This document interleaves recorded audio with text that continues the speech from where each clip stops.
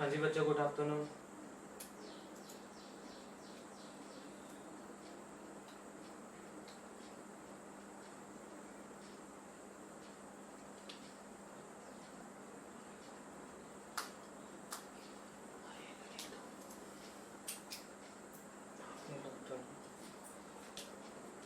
चलिए स्टार्ट करते हैं।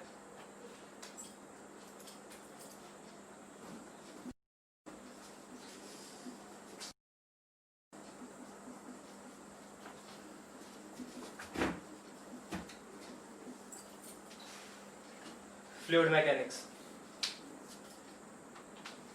सबसे पहले तो देखिए जी, आज हम स्टार्ट करेंगे फ्लूइड मैकेनिक्स।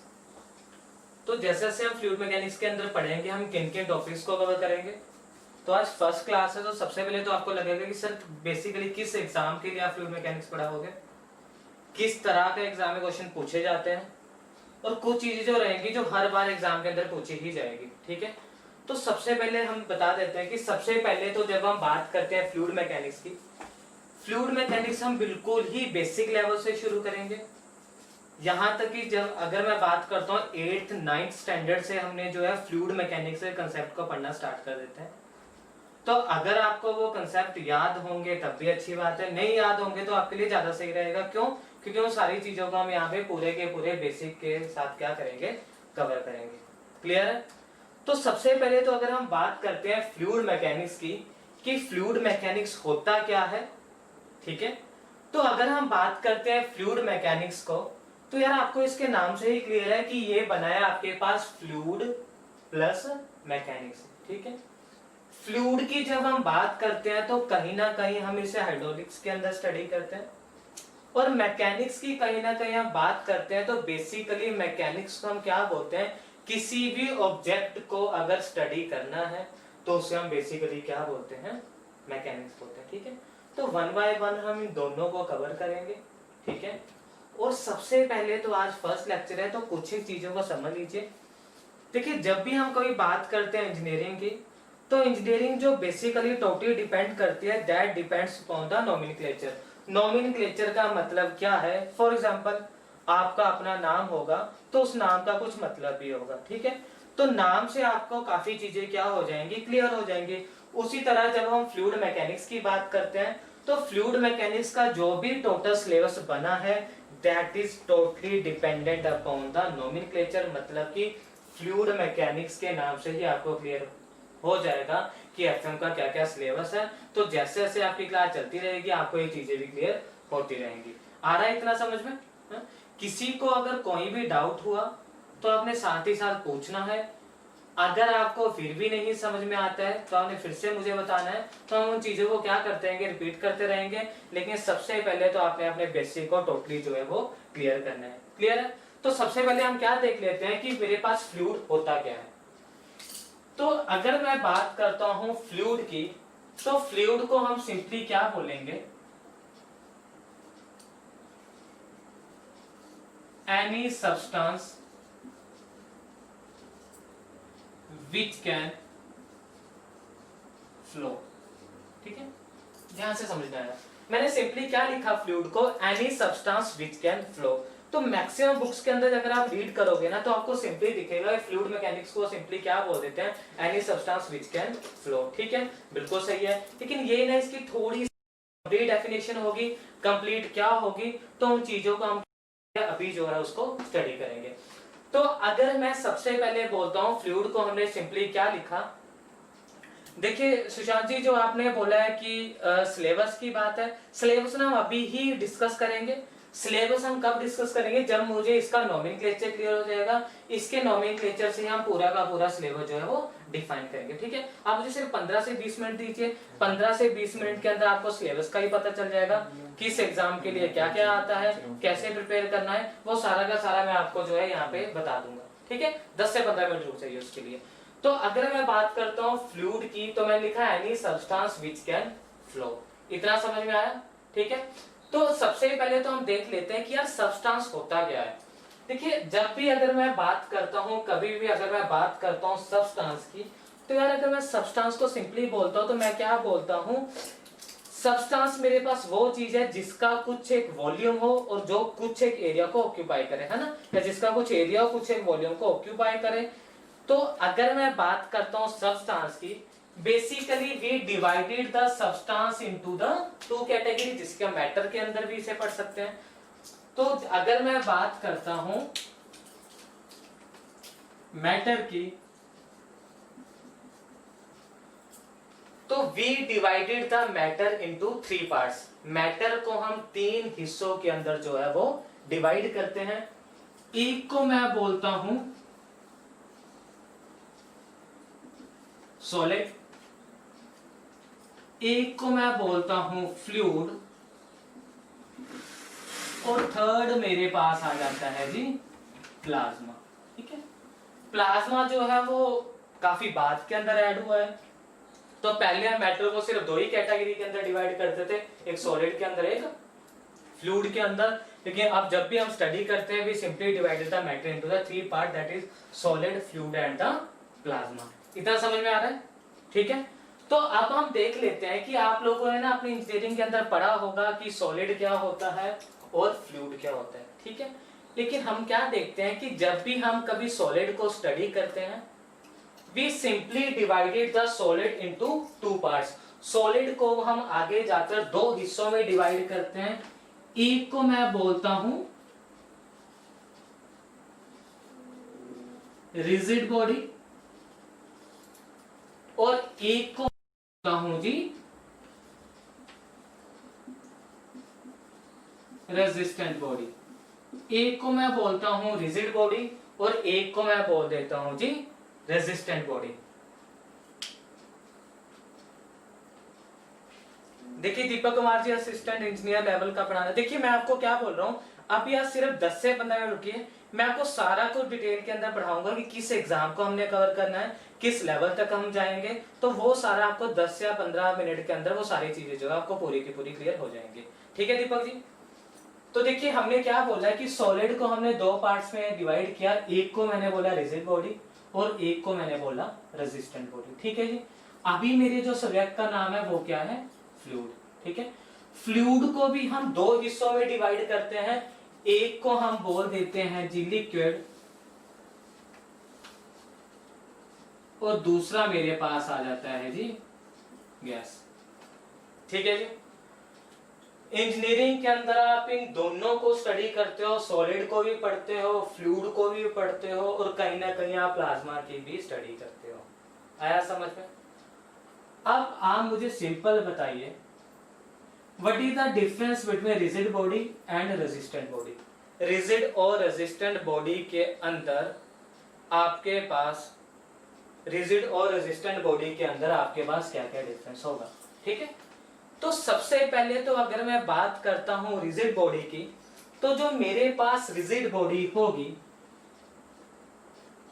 जो मेरे पास रिजिड बॉडी होगी, इसको मैं बेसिकली क्या बोलता हूं, इसको मैं बोलता हूं एक हाइपोथेटिकल बॉडी। हाइपोथेटिकल बॉडी का सिंपली मतलब क्या होगा, जो कि आपके पास प्रैक्टिकली पॉसिबल नहीं होगा, उन बॉडीज को मैं क्या बोलता हूं, हाइपोथेटिकल बॉडी बोलता हूं। ठीक है, और जितनी भी मेरे पास हाइपोथेटिकल बॉडीज होंगी उनके ऊपर जब भी हम स्टडी करते हैं, उन बॉडीज को जिस कैटेगरी के अंदर हम डिस्कस करते हैं उसे हम बोलते हैं जी नॉन डिफॉर्मेबल बॉडीज। उसे हम क्या बोलते हैं जी, non deformable bodies. Non deformable bodies का सिंपली मतलब क्या होगा, नॉन डिफॉर्मेबल बॉडी का सिंपली मतलब क्या है, ऐसी बॉडीज, ये मेरे पास एक बॉडी है मान लीजिए। ठीक है, इस बॉडी पे मैं क्या करता हूं, अलग अलग तरह की फोर्स को अप्लाई करता हूं।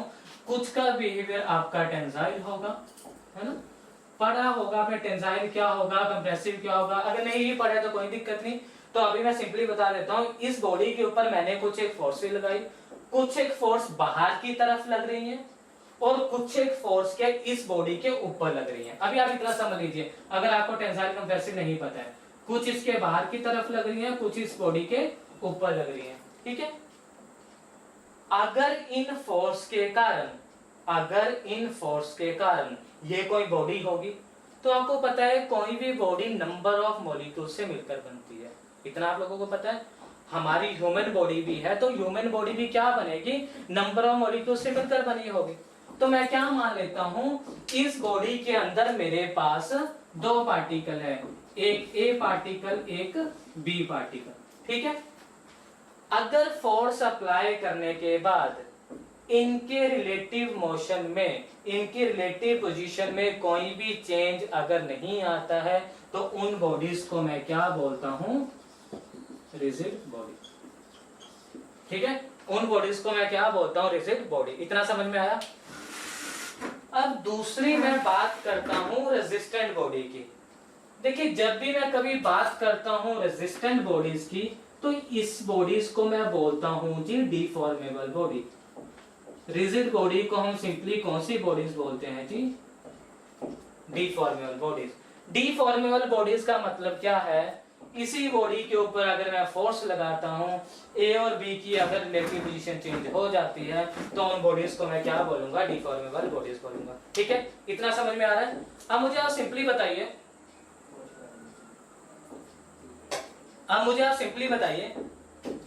कि अगर मैं बात करता हूं इंजीनियरिंग के कौन से सब्जेक्ट को आप under the resistant body study करते हैं।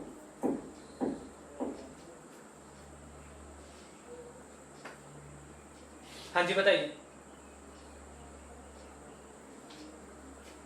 इंजीनियरिंग के कौन से सब्जेक्ट को आप रेजिस्टेंट बॉडीज के अंदर स्टडी करते हो, कोई दिक्कत नहीं है जी। सबसे पहले तो हम मान लीजिए आपने एक सब्जेक्ट पढ़ा होगा जिसे कि हम बेसिक ऑफ इंजीनियरिंग भी बोलते हैं, चाहे आप सिविल इंजीनियर हो, चाहे आप मैकेनिकल इंजीनियर हो। अगर आपने इस सब्जेक्ट को ढंग से नहीं पढ़ा तो हम बोलते हैं भाई ये बंदा इंजीनियर नहीं है।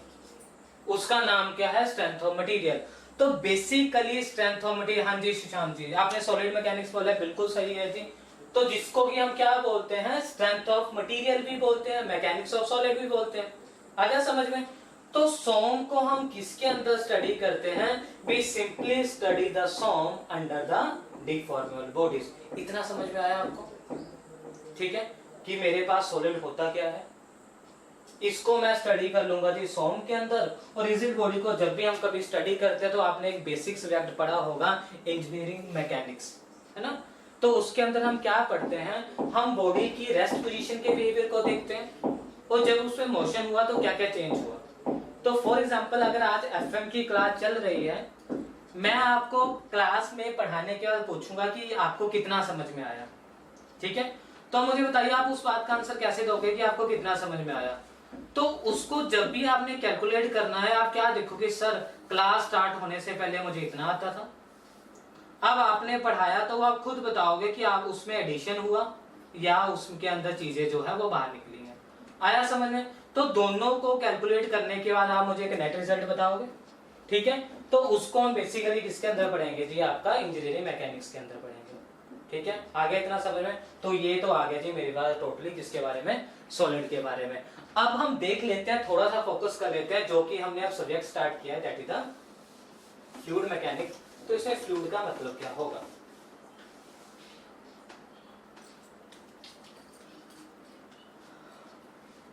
हाँ जी आ रहा है ना समझ में ना, बिल्कुल सही है जी करुण जी। हाँ अगर आप बोल रहे हो तो ये आपने किसके अंदर पढ़ा होगा, स्ट्रेंथ ऑफ मटेरियल के अंदर ही पढ़ा है, बिल्कुल सही है।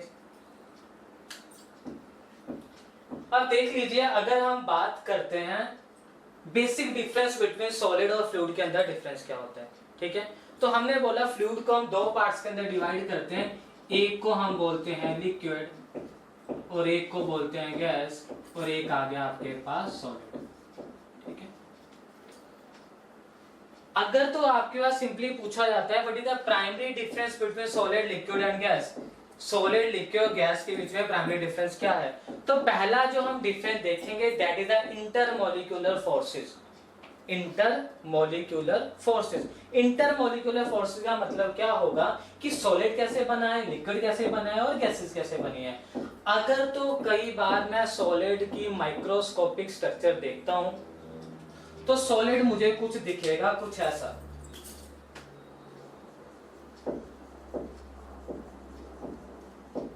ठीक है। अगर मैं लिक्विड की स्ट्रक्चर देखता हूं तो लिक्विड बनता है कुछ ऐसा। गैसेस को देखता हूं मैं तो ये बनता है कुछ ऐसा, ठीक है। तो इन तीनों की स्ट्रक्चर से आपको क्लियर है कि तीनों क्या है, एक आपके पास सॉलिड है, एक आपके पास लिक्विड है और एक आपके पास क्या है, गैस है, ठीक है। अब ना मुझे एक सिंपली चीज बताना, मैं क्या करता हूं, इन तीनों को ही गर्म करता हूं, मतलब कि इन तीनों को ही मैं क्या करता हूं, कहीं ना कहीं इसके ऊपर मैं टेम्परेचर अप्लाई करता हूं। सॉलिड को भी गर्म करता हूं मैं, लिक्विड को भी गर्म करता हूं और गैस को भी गर्म करता हूं, ठीक है। मैंने क्या किया जी, सॉलिड को गर्म किया, लिक्विड को गर्म किया और गैस को भी गर्म किया। तो अब मुझे बताइए तीनों के बिहेवियर में क्या क्या चेंज आएगा, इन तीनों के बिहेवियर के अंदर क्या क्या चेंज आएगा। तो अगर तो मैं बात करता हूं सॉलिड की, तो आप क्या बोलोगे, सर अगर मैं इसको गर्म करूंगा ना, एक अमाउंट से ज्यादा गर्म कर देता हूं, तो इसके जो मॉलिक्यूल्स आपने देखा वो सॉलिड पिघलना स्टार्ट हो जाता है। पिघलना स्टार्ट हो जाएगा तो मतलब कि जो इसमें इंटरमोलिक्यूलर फोर्सेस पहले स्ट्रॉन्ग है वो बाद में क्या हो जाएंगी जी, वीक हो जाएंगी, ठीक है। लिक्विड की अगर मैं बात करता हूं तो लिक्विड के अंदर आपके पास क्या आ जाएगा जी, रैंडमनेस आ जाएगी, ठीक है। और अगर मैं बात करता हूं गैसेस के केस में, तो इसको समझिए जी बिल्कुल ध्यान से, इसको ध्यान से क्यों समझना है कि लिक्विड और गैस अगर दोनों ही फ्लूइड है तो इसको मैं अलग अलग स्टडी करता क्यों हूं। पहला तो ड्यू टू इंटरमोलिक्यूलर फोर्सेस, दूसरा क्या है, जब हम टेम्परेचर करेंगे तो इसमें रैंडमनेस आ जाएगी। लेकिन जब भी कभी आप गैसेस को क्या करते हैं, टेम्परेचर उसका इंक्रीज करते हैं, तो उस केस में गैस के मॉलिक्यूल्स आपस के अंदर क्या हो जाते हैं जी, कोलाइड हो जाते हैं। गैस के मॉलिक्यूल जो आपस में कोलाइड होंगे, इसको थोड़ा ध्यान से समझिए। मैंने एक मॉलिक्यूल ए मान लिया, एक मॉलिक्यूल बी मान लिया, ठीक है। मैंने जैसे ही टेम्परेचर बढ़ाया, इनमें क्या आएगी, रैंडमनेस है, इनमें ये भागना शुरू करेंगे और भागते भागते मैं क्या बोलता हूं, ये दोनों मॉलिक्यूल्स आपस में क्या कर जाते हैं जी, स्ट्राइक कर जाते हैं, ठीक है जी। ये दोनों मॉलिक्यूल्स आपस में क्या कर जाते हैं, स्ट्राइक कर जाते हैं। जब ये दोनों मॉलिक्यूल्स आपस में स्ट्राइक करेंगे तो ये स्ट्राइक करने से पहले ये कुछ एक डिस्टेंस फॉलो करेंगे, कुछ एक डिस्टेंस ट्रेवल करेंगे, ठीक है। ध्यान से समझना, the distance travelled by two molecules, the distance travelled by to molecules before collision is known as mean free path। Exam में मैक्सिमम लैम्डा से डिनोट करते हैं, एग्जाम में मैक्सिमम टाइम पूछा जाता है what is mean free path. Mean free path is nothing, the distance traveled by two molecules before the collision is known as a mean free path। आप बोलोगे sir mean free path का role क्या, देखिए mean free path ही आपको define करेगा कि fluid mechanics को आपने कब पढ़ना है, कहाँ पढ़ना है और कैसे पढ़ना है। फॉर एग्जांपल मैं आपको क्या बोलता हूँ, देखिए चेतन राजपूत जी आप पूछ रहे हो सर गैस को गर्म कैसे करते हैं, हाँ यही पूछा आपने। देखिए गैस को क्या है, अगर मैं आपसे सिंपली बोलता हूं कि what is the primary difference between the liquid and the gas, है ना। तो जब भी हम कभी गैस को हीट करते हैं, we consider it as a close body. हम उसको किस सिस्टम के अंदर स्टडी करते हैं, we simply study under the category of a close system. तो जब भी हमने गैसेस को गर्म करना है, हम किस कैटेगरी के अंदर करते हैं जी, आपके पास क्लोज सिस्टम के अंदर करते हैं, ठीक है। अमरीत जी आ रहा है समझ में, हाँ जी। मनीष कुमार जी, सुशांत जी, क्लियर है आप लोगों को सारा, कुछ भी अगर डाउट है तो पूछ लीजिए, ठीक है।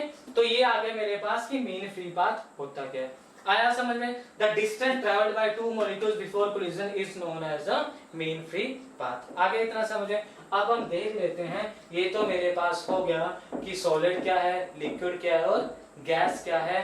अब हम सिंपली किसको देखेंगे, अब हम देखेंगे जी मेरे पास मैकेनिक्स का मतलब क्या होता है, और जो आप बोल रहे थे सिलेबस क्या है, वो मैकेनिक्स के नाम से ही क्लियर होगा कि फ्लूइड मैकेनिक्स का सिलेबस क्या है।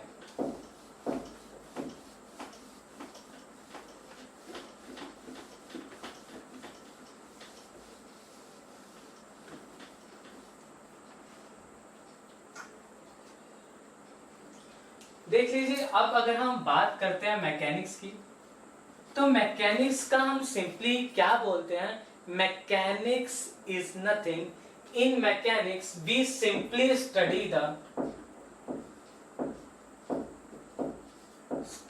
ऑफ ऑब्जेक्ट एट रेस्ट और in motion is known as the mechanics. आपने जब भी किसी ऑब्जेक्ट को स्टडी करना है रेस्ट के अंदर और मोशन के अंदर, तो हम उसे क्या बोलते हैं, मैकेनिक्स बोलते हैं। और कई बुक्स के अंदर आपको इसकी डेफिनेशन देखने को क्या मिलेगी, अगर हम किसी भी ऑब्जेक्ट को स्टडी करते हैं और उसके अंदर अगर हम force and effect of force को कंसीडर करते हैं, तो हम उसे क्या बोल देते हैं जी, मैकेनिक्स बोल देते हैं। ठीक है, तो मैकेनिक्स को जब हम पढ़ेंगे, तो यहाँ पे मुझे बताइए फ्लूइड मैकेनिक्स के अंदर ऑब्जेक्ट क्या होगा, फ्लूइड ही होगा, है ना। तो फ्लूइड मैकेनिक्स के अंदर हम सिंपली क्या पढ़ेंगे, study of fluid eight rest और इन मोशन। तो अभी आपको थोड़ा सा सिलेबस समझ में आ गया होगा कि फ्लूइड मैकेनिक्स के अंदर आप फ्लूइड को स्टडी करेंगे जब वो रेस्ट के अंदर है, और जब वो किसके अंदर आ जाएगा जी, आपका मोशन के अंदर आ जाएगा। ठीक है, तो मैकेनिक्स को भी simply divided into 3 parts. Mechanics को हम सिंपली जो है 3 हिस्सों के अंदर डिवाइड करते हैं। एक को मैं बोल देता हूं जी स्टैटिक, एक को मैं बोल देता हूं जी काइनेमैटिक्स, और एक को मैं बोल देता हूं जी डायनेमिक्स। मैकेनिक्स को हम 3 हिस्सों में डिवाइड कर दिया, एक को बोला जी स्टैटिक, एक को बोला काइनेमैटिक्स, एक को हमने क्या बोला, डायनेमिक्स। ठीक है, तो जब भी कभी मैं बात करूंगा स्टैटिक की, स्टैटिक के अंदर हम कंसीडर करते हैं जब भी आपका फ्लूइड या जब भी आपकी बॉडी किसके अंदर होगी जी, आपकी रेस्ट के अंदर होगी। आया समझ में। काइनेमैटिक्स और डायनामिक्स को हम स्टडी करते हैं जी किसके अंदर, मोशन के अंदर। तो आप बोलोगे सर काइनेमैटिक्स और डायनामिक्स को अगर आप मोशन के अंदर स्टडी करते ही हो, इसके अंदर अगर आप मोशन को ही स्टडी करते हो, तो इन दोनों को आपने अलग अलग कैटेगरी के अंदर क्यों रखा है। ठीक है, तो सुन लीजिए, उसको समझ लीजिए। जब भी कभी मैं बात करता हूं काइनेमैटिक्स की, तो काइनेमैटिक्स के अंदर बेसिकली हम सिंपली क्या देखते हैं, study of motion without consider the effect of force। मतलब कि क्या है, in case of kinematics we simply study about the, इसके अंदर हम सिंपली क्या देखेंगे जी, हम मोशन को स्टडी करेंगे विदाउट कंसीडर द,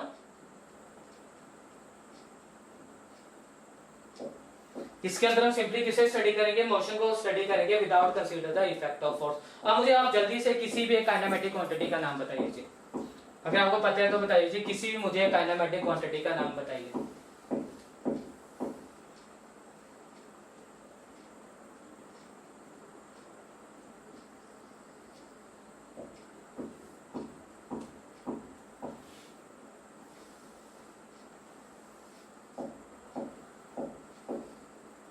हाँ जी सुशांत जी, फोर्स नहीं, मैं तो लिखा ना without consider the effect of force, तो हमने फोर्स ही नाम ले दिया, तो फोर्स का आ गया, तो ये कैसे होगा। कोई बात नहीं, समझ लीजिए। देखिए आपने 6 स्टैंडर्ड 7 स्टैंडर्ड के अंदर कहीं ना कहीं काइनेमैटिक्स लॉस को पढ़ा होगा, है ना। नहीं पढ़ा है तो आपने एक क्वांटिटी पढ़ा होगा जिसका नाम होगा वेलोसिटी। वेलोसिटी का नाम सुना है या नहीं सुना है, नाम तो सुना होगा, है ना। वेलोसिटी की अगर हम बात करते हैं, तो ये सिंपली आपके पास क्या होगा, डिस्टेंस और डिस्प्लेसमेंट पर यूनिट टाइम। तो मुझे आप सिंपल बताइए, कोई भी बॉडी आपकी कब डिस्प्लेस होगी, कोई भी बॉडी आपकी कब डिस्प्लेस होगी, कोई भी बॉडी आपकी तब डिस्प्लेस होगी when we apply the force, है ना यार। अगर हम फोर्स लगाएंगे तभी तो कोई बॉडी कोई डिस्टेंस ट्रेवल करेंगे। तो क्या वेलोसिटी के अंदर मैंने उस फोर्स को कंसीडर किया या नहीं किया, नहीं आया ना इसके अंदर। मतलब कि काइनेमेटिक क्वांटिटीज वो क्वांटिटीज होती है ना जिनकी यूनिट के अंदर न्यूटन नहीं आता है।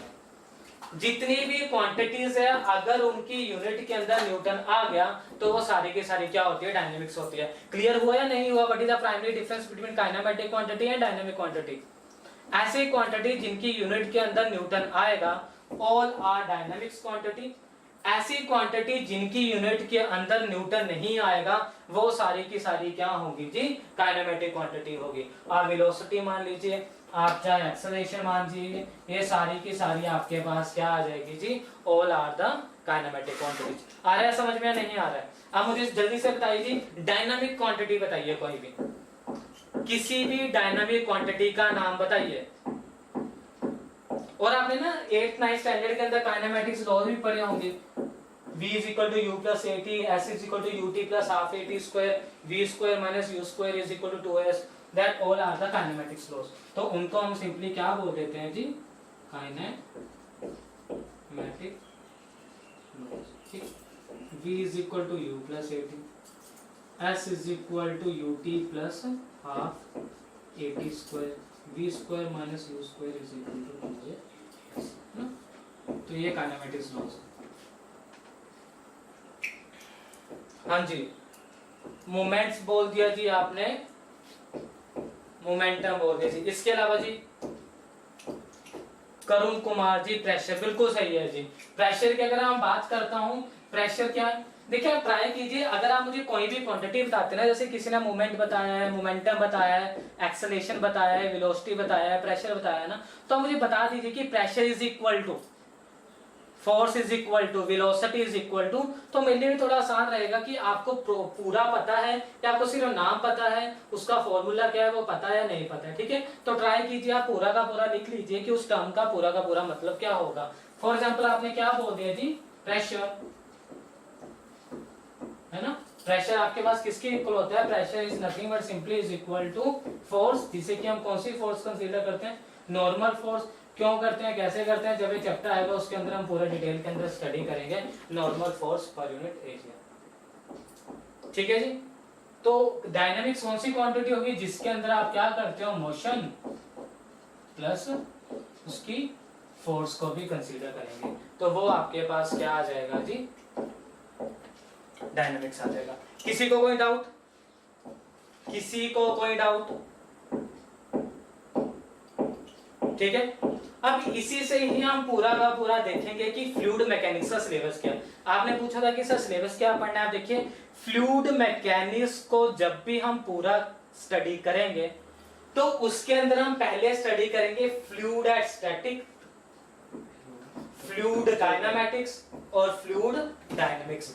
हम क्या पढ़ेंगे, fluid static, fluid kinematics, fluid dynamics. इसके अलावा एफएम का कोई भी सिलेबस नहीं होगा। तो बेसिकली इसके नोमेनक्लेचर से ही क्लियर है कि पूरी एफएम के अंदर आप लोग पढ़ोगे फ्लूइड स्टैटिक, फ्लूइड काइनेमैटिक्स और फ्लूइड डायनामिक्स। क्या क्या सिलेबस है उसका देख लीजिए एक बार। किसी को कोई डाउट है तो पूछिए, किसी को अगर कोई डाउट है तो पूछ लीजिए। तो सिलेबस देख लीजिए हमारे पास क्या होगा। सबसे पहला चैप्टर जो कि हम स्टार्ट भी कर चुके हैं उसे हम बोलते हैं जी इंट्रोडक्शन, कि आपका जो है इंट्रोडक्शन किसकी जी, एफएम की जो चली रही है अभी, इंट्रोडक्शन ही चल रहा है। सबसे पहले तो मेरे पास क्या आ जाएगा जी, इंट्रोडक्शन आ जाएगा। उसके बाद जी आ जाएगा जी फ्लूइड प्रॉपर्टीज, उसके बाद आ जाएगा जी फ्लूइड प्रॉपर्टीज। हाँ जी चेतन राजपूत जी, कितने मार्क्स का आता है एग्जाम के अंदर? बिल्कुल, सबसे पहले एक बार हम सिलेबस देख लें, उसके बाद ही पता चलेगा ना कि किस चैप्टर में से कितना आता है ना। तो अभी पहले हम एक बार सिलेबस का देख लेते हैं। तो अभी मैंने आपको बोला मुझे सिर्फ आप थोड़ा सा टाइम दीजिए, कितने मार्क्स का आता है और किस एग्जाम में कितने मार्क्स का आता है, यहाँ तक हम सारा आपको पूरा का पूरा डिटेल के अंदर बताएंगे। ठीक है, तो पहले आप मुझे एक बार मैसेज करके सिर्फ इतना बता दीजिए कि अभी तक जितना करवाया है वो समझ में आया या वो नहीं समझ में आया, क्योंकि अगर समझ में नहीं आया तो एग्जाम में जितने मर्जी मार्क्स का है ना, तो उससे तो कुछ होगा नहीं। तो सबसे पहले आप मुझे बता दीजिए कि आपको इतना समझ में आ रहा है या नहीं आ रहा है। तो दूसरा चैप्टर मेरे पास आ जाएगा जी फ्लूइड प्रॉपर्टीज। नेक्स्ट मेरे पास आ जाएगा जी pressure and its measurement, pressure and its measurement. Next मेरे पास आ जाएगा जी हाइड्रोस्टैटिक फोर्सेस, हाइड्रोस्टैटिक फोर्सेस। उसके बाद मेरे पास आ जाएगा जी buoyancy and flotation, buoyancy and flotation. उसके बाद मेरे पास क्या आ जाएगा जी, उसके बाद जी हमारे पास आ जाएगा जी फ्लूइड काइनेमैटिक्स, फ्लूइड काइनेमैटिक्स। फिर मेरे पास आ जाएगा जी फ्लूइड डायनामिक्स।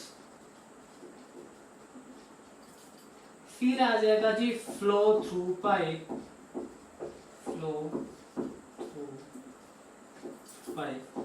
फिर मेरे पास आ जाएगा जी डायमेंशनल नंबर। ठीक है जी। फिर मेरे पास आ जाएगा जी नोचेस एंड वियर, है ना। माउथ फिश और फिश वो भी हम इसी के अंदर ही कवर कर लेंगे। लैमिनार एंड टर्बुलेंट फ्लो,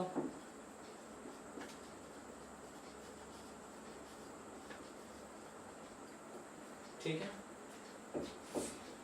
फिर आपके पास सिर्फ बिल्कुल ही छोटा सा चैप्टर रहेगा ड्रैग एंड लिफ्ट का, ठीक है।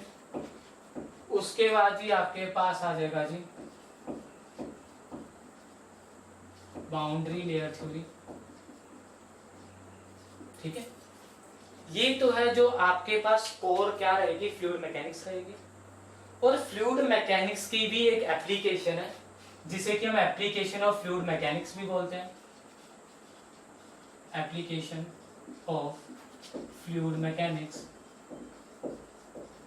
एप्लीकेशन ऑफ फ्लूइड मैकेनिक्स, जिसे कि हम सिंपली क्या बोलते हैं जी, फ्लूइड मशीनरी और हाइड्रोलिक्स मशीन, ठीक है। बेसिकली जिसके अंदर आप किसे पढ़ते हैं जी, टरबाइन और पंप्स के बारे में, टरबाइन और पंप्स के बारे में हम किसके अंदर पढ़ते हैं जी, फ्लूइड मशीनरी के अंदर। तो ये सारा का सारा आपके पास सिलेबस रहेगा, किसका रहेगा जी, फ्लूइड मैकेनिक्स का, ठीक है। तो जो भी अगर हम बात करते हैं ना फ्लूइड प्रॉपर्टीज की, प्रेशर की, हाइड्रोस्टैटिक फोर्सेस की, बायंसी एंड फ्लोटेशन की, तो इन सबको हम स्टडी करते हैं under the category of a fluid static. ये आ जाएगा आपका फ्लूइड काइनेमैटिक्स। मतलब कि फ्लूइड काइनेमैटिक्स के अंदर जब हम पढ़ेंगे ना, अब कहीं पर भी फोर्स का रोल आपको देखने को नहीं मिलेगा। फोर्स के बारे में हम कोई भी उसके अंदर डिस्कशन करेंगे ही नहीं। लेकिन जैसे ही आपका फ्लूइड डायनेमिक्स और ये वाले चैप्टर आएंगे ना, इन सारों के अंदर आपके पास किसका रोल देखने को मिलेगा, फोर्सेस का रोल देखने को मिलेगा, ठीक है। तो ये सारा का सारा आपके पास सिलेबस रहेगा, ठीक है। अब हम देख लेते हैं कि किस एग्जाम के अंदर कितना पूछा जाता है। देखिए सबसे पहले तो अगर मैं बात करता हूं एसएससी जेई की, ठीक है। तो एसएससी जेई के अंदर कंफर्म है कि जो आपकी एफएम आएगी वो आपकी 10 to 12 मार्क्स की आएगी ही आएगी। 10 से 12 नंबर की आपकी एफएम आनी है, ठीक है। उसके बाद अगर मैं बात करता हूं जी डीएमआरसी की, ठीक है जी। डीएमआरसी के अंदर भी आपके पास इसकी जो वेटेज रहेगी वो 6 to 8 मार्क्स की रहेगी। अब अगर मैं बात करता हूं जितने भी मेरे पास स्टेट गवर्नमेंट के जेई के एग्जाम, जितने भी मेरे पास स्टेट गवर्नमेंट जेई के एग्जाम है उसमें इसकी वेटेज रहती है जी 5 to 7 मार्क्स की। अगर मैं बात करता हूं, आप अगर किसी भी स्टेट गवर्नमेंट का असिस्टेंट इंजीनियर का एग्जाम देते हो तो उसके अंदर भी आपके पास जो है वो आपके पास रहेगी 6 to 8 मार्क्स। अब इसमें आपके यहाँ फ्लक्चुएशन आती रहेगी, तो इसमें ये नहीं कि इतने नंबर का आने ही आना है, कई बार 10 नंबर का भी पूछ लेते हैं और कई बार 5 नंबर का ही पूछ लेते हैं, लेकिन इतना मान के चलिए फ्लूइड मैकेनिक्स आपके पास एक बेसिक सब्जेक्ट है। कहीं ना कहीं जब आप इंटरव्यू के अंदर भी जाते हो तो कहीं ना कहीं आपको जो मैक्सिमम प्रैक्टिकल एग्जांपल मिलेगी वो आपको किससे मिलेगी, फ्लूइड मैकेनिक्स से ही मिलेगी। हाँ जी करूं जी, एचपीजेई के अंदर एचपीजेई के लिए कितना भी था। हाँ जी देखिए मैंने आपको क्या बोला कि जितने भी मेरे पास स्टेट गवर्नमेंट के जेई के एग्जाम है ना, जितने भी मेरे पास स्टेट गवर्नमेंट के जेई के एग्जाम है उसके अंदर आपके पास क्या रहता है, 5 नंबर 7 नंबर कई बार आपके 10 नंबर तक भी आपके पास जो है वो एफएम जो है पूछी जाती है। ठीक है, लेकिन अभी मैं आपको ऐसा नहीं कर रहा हूं, मैं आपको यहाँ पे लिख देता हूँ कि 12 नंबर की पूछी जाएगी। ये जो मैंने आपको मार्क्स लिखे ना बिल्कुल ही मिनिमम मार्क्स है, इससे कम नहीं पूछेंगे, लेकिन हाँ जी इससे ज्यादा पूछ ही सकते हैं। देखिए क्वेश्चन त्यागी जी अगर आपका आ रहा है कि सर गेट में इसकी वेटेज कितनी है, तो ये पहले मैं आपको वो एग्जाम बोलूंगा जो कि ऑब्जेक्टिव है। गेट भी आपका एक तरह का ऑब्जेक्टिव ही है, लेकिन आपको पता है वहां पे कुछ एक फिलिंग द ब्लैंक्स आते हैं तो उसको हम ऑब्जेक्टिव के अंदर डिस्कस नहीं करते हैं। तो सबसे पहले एक बार मैं आपको ऑब्जेक्टिव का बता देता हूँ, उसके बाद आपको ईएससी का भी क्लियर करेंगे और गेट का भी क्लियर करेंगे।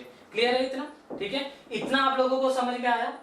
ठीक है, अब हम क्या देख लेते हैं कि सर जो एसएससी जेई है, डीएमआरसी है या स्टेट गवर्नमेंट जेई है, स्टेट गवर्नमेंट एई है, इसमें आपके पास जो है कौन से चैप्टर से ज्यादा चीजें पूछी जाती हैं, कौन से चैप्टर से ज्यादा चीजें पूछी जाती हैं, तो कितने मार्क्स का आएगा ये तो क्लियर है। देखिए आज के टाइम में एग्जाम के जैसे स्टैंडर्ड है ना, आप ये नहीं बोल सकते कि सर मैं ये चैप्टर नहीं पढ़ के जाऊंगा, है ना। लेकिन आज भी हमारे पास कुछ एक ऐसे चैप्टर्स रहेंगे जिनकी वेटेज यार कहीं ना कहीं कम है। क्यों? क्योंकि उसके अंदर कहीं ना कहीं न्यूमेरिकल पोर्शन जो है वो ज्यादा पूछा जाता है। ठीक है, तो सबसे जो मोस्ट इंपोर्टेंट सब्जेक्ट है, जो सब्जेक्ट है, सबसे मोस्ट इंपोर्टेंट आपके पास चैप्टर रहेंगे, यूनिट्स रहेंगी, या सबसे पहले तो हम मान के चलिए इंट्रोडक्शन। देखिए जो मैं बात करता हूं इंट्रोडक्शन की, इसके अंदर एक पॉइंट सुन लीजिए ध्यान से, जिसको भी कोई डाउट है, इस जो हम एफएम पढ़ेंगे उसके अंदर मैं कौन कौन से एग्जाम को कवर करके चलूंगा। ठीक है, देखिए मैक्सिमम टाइम आजकल एग्जाम ऐसे हो गए कि आपको अपनी ब्रांच का ही पूछा जाता है ना, आपको अपनी ब्रांच का ही पूछा जाता है। लेकिन अभी भी कुछ एक ऐसे एग्जाम है जिसके अंदर आपके पास बेसिक इंजीनियरिंग भी पूछी जाती है। आया समझ में? तो बेसिक इंजीनियरिंग के अंदर ना कहीं एफएम का काफी रोल रहता है यार। कैसे रहेगा वो हम यहाँ पे कवर करेंगे। तो यहाँ पर एफएम के अंदर एक तो हम बेसिक इंजीनियरिंग को कवर करेंगे, उसके बाद हम एसएससी जेई को कवर करेंगे, हम जो है स्टेट जेई को कवर करेंगे। ठीक है, उसके बाद हम क्या करेंगे जी, डीएमआरसी को कवर करेंगे। ठीक है जी, आरआरबी जेई को कवर करेंगे। ठीक है जी, उसके बाद जी हम करेंगे स्टेट एई के एग्जाम को, और जो भी आपके ना ऐसे कोल इंडिया का भी सीआईएल का एग्जाम आया था उसके अंदर भी आपके पास जो है वो आपके पास मैनेजमेंट ट्रेनिंग के लिए था, है ना। तो उसको सिलेबस को हम क्या करेंगे यहाँ पे कवर करेंगे। उसके साथ ही मेरे पास जितने भी ईएससी के मेरे पास ऑब्जेक्टिव रहेंगे उनको कवर करेंगे, और जितना भी मेरे पास पोर्शन रहेगा गेट का वो भी हम क्या करेंगे यहाँ पे पूरा का पूरा कवर करेंगे। ठीक है, अब आप में से ना कई स्टूडेंट को डाउट होगा, सर मैंने गेट की तैयारी तो करनी नहीं है, मैंने तो सर सिर्फ एसएससी जेई की तैयारी करनी है। तो उसको भी मैं आपको अभी एक्सप्लेन करूंगा कि उसके अंदर आपने किन टॉपिक्स को पढ़ना है और किन टॉपिक्स को नहीं पढ़ना है। तो जैसे जैसे हमारा सिलेबस चलता रहेगा वहां पे ना मैं कुछ जगह लिखवाता रहूंगा कि यार ये गेट के लिए मोस्ट इंपोर्टेंट है, मतलब अगर मैंने लिखवा दिया वो गेट के लिए सबसे ज्यादा पूछा जाएगा। और अगर मैंने वहां पे उसमें नहीं लिखवाया ना कि एसएससी के आपने पढ़ना है, तो हम उन टॉपिक्स को छोड़ भी सकते हैं। जो दोनों के लिए इंपॉर्टेंट होगा मैं दोनों के लिए ही करवाऊंगा। ठीक है, जिस पे मैंने लिख दिया 5 स्टार, 5 स्टार का मतलब क्या है कि इनमें से कोई भी एग्जाम दे दीजिए वो आपको पूछा ही जाएगा। ठीक है, तो अगर मैं बात करता हूँ एसएससी जेई के अंदर, तो यार एसएससी जेई हो गया, डीएमआरसी हो गया, जेई हो गया, एई हो गया, इसके अंदर जो सबसे मोस्ट इंपॉर्टेंट रहेगा वो आपके पास रहेगा जी fluid properties, pressure and its measurement. देखिए हाइड्रोस्टैटिक फोर्सेस और बायसी एंड फ्लोटेशन से ना न्यूमेरिकल पोर्शन ज्यादा बनता है, तो ना ऑब्जेक्टिव थोड़े से कम पूछे जाते हैं। लेकिन अगर मैं ज्यादा बात करता हूं कि अपना पंजाब इरिगेशन की बात करता हूं, या तो मैं हिमाचल के जेई की एग्जाम की बात करता हूं, तो यार उसके अंदर ना यार बायसी एंड फ्लोटेशन से ना हर बार क्वेश्चन पूछा ही गया, बायसी एंड फ्लोटेशन से हर बार क्वेश्चन जो है वो पूछ ही गए हैं, तो उसके लिए भी आपको पढ़ना है। काइनेमैटिक्स के अंदर न्यूमेरिकल पोर्शन ज्यादा है, थ्योरी का कुछ एक पोर्शन ही है, तो इसकी वेटेज एसएससी में थोड़ी सी कम होगी। Fluid dynamics, flow through pipe, और ना जो अभी एक नया टॉपिक ऐड हुआ है वो आपके पास क्या हुई है, बाउंड्री लेयर थ्योरी। नया का मतलब ऐसा नहीं कि कल ही ऐड हुआ है, 1 या 2 साल पहले ऐड हुआ है। तो बाउंड्री लेयर थ्योरी आपके पास ऐड हुई है 1905 के अंदर। 1905 में इसका एक्सपेरिमेंट हो गया था, तो 5-6 साल के अंदर इन्होंने क्या कर दिया था जी, बाउंड्री लेयर थ्योरी को ऐड कर दिया था। तो बाउंड्री लेयर थ्योरी एक नया टॉपिक है, तो आज के टाइम के अंदर इससे जो है वो ज्यादा पूछे जाते हैं क्वेश्चन। क्या बिल्कुल सही है, मैं आपको बोला कि सबसे पहले मैं ऑब्जेक्टिव की वेटेज बता दूंगा, उसके बाद गेट और ईएससी की क्या वेटेज है वो अभी आपको बताऊंगा, ठीक है। तो बाउंड्री लेयर थ्योरी आपकी 1905 के अंदर इसकी जो है इन्वेंशन हुई है, 10-11 से आना शुरू हुआ है, तो एग्जाम के अंदर इससे भी जो है काफी क्वेश्चंस पूछे जाते हैं। और देखिए ये मैंने सारी आपको वेटेज बताई है फ्लूइड मैकेनिक्स की, फ्लूइड मशीनरी इसके अंदर ऐड नहीं है, फ्लूइड मशीनरी की वेटेज मैंने इसके अंदर ऐड नहीं की है। टरबाइन और पंप से भी क्वेश्चन पूछे जाते हैं, जो कि आपके पास 2 से 4 नंबर के पूछे जाते हैं। ये जो सारी मैंने आपको वेटेज बताई है, ये फ्लूइड मैकेनिक्स की बताई है, ना कि फ्लूइड मशीनरी की बताई है। इतना समझ में आ रहा है आपको, ठीक है। देखिए ये चेतन राजपूत जी जो ओपन चैनल फ्लो है वो एक अलग सब्जेक्ट करवाएंगे हम आपको, है ना। वो बेसिकली फ्लूइड मैकेनिक्स का आपके पास वो अलग से एक सब्जेक्ट होगा, वो फ्लूइड मैकेनिक्स के अंदर नहीं आएगा, ठीक है। तो ओपन चैनल फ्लो पूरा अलग से होगा। तो ये आपके पास क्या आ जाएगा, फ्लूइड मशीनरी 2 से 4 नंबर की आ जाएगी। अब हम देख लेते हैं गेट के अंदर। देखिए गेट की अगर हम बात करते हैं तो आपको इतना क्लियर है कि गेट के अंदर जो है 70% टेक्निकल पूछा जाता है और 30% जो है नॉन टेक्निकल पूछा जाता है, क्लियर है। इसके अंदर अगर हम फ्लूइड मैकेनिक्स की बात करते हैं तो फ्लूइड मैकेनिक्स आपके पास पूछी जाती है 4 to 6 मार्क्स की। ये कंफर्म है कि आपकी जो है 4 से 6 नंबर की। और अगर आप यूपीएससी की बात करते हो, मतलब इंजीनियरिंग सर्विसेज की बात करते हो, तो यार उसके अंदर तो 30 to 35 मार्क्स की आपके पास एफ में जो है वो पूछी ही जाएगी। तो कोई भी एग्जाम उठा लीजिए, फ्लूइड मैकेनिक्स जो है आपका बहुत ही इंपॉर्टेंट सब्जेक्ट रहने वाला है। अगर आपको ये नहीं आता, कुछ आपके और बेसिक सब्जेक्ट ऐसे सॉन्ग नहीं आता, तो मतलब कि आप एक तरह से मान लीजिए कि आप इंजीनियरिंग को आपने अभी ढंग से पढ़ा ही नहीं। तो इन सारे टॉपिक्स को आपको बिल्कुल ही ढंग से पढ़ना पड़ेगा। और मुझे आप जल्दी से बता दीजिए, इसमें आपको कुछ भी अगर डाउट है, कुछ भी चीजें आपने पूछनी है तो आप पूछ सकते हो यार, कोई भी अगर आपको डाउट है।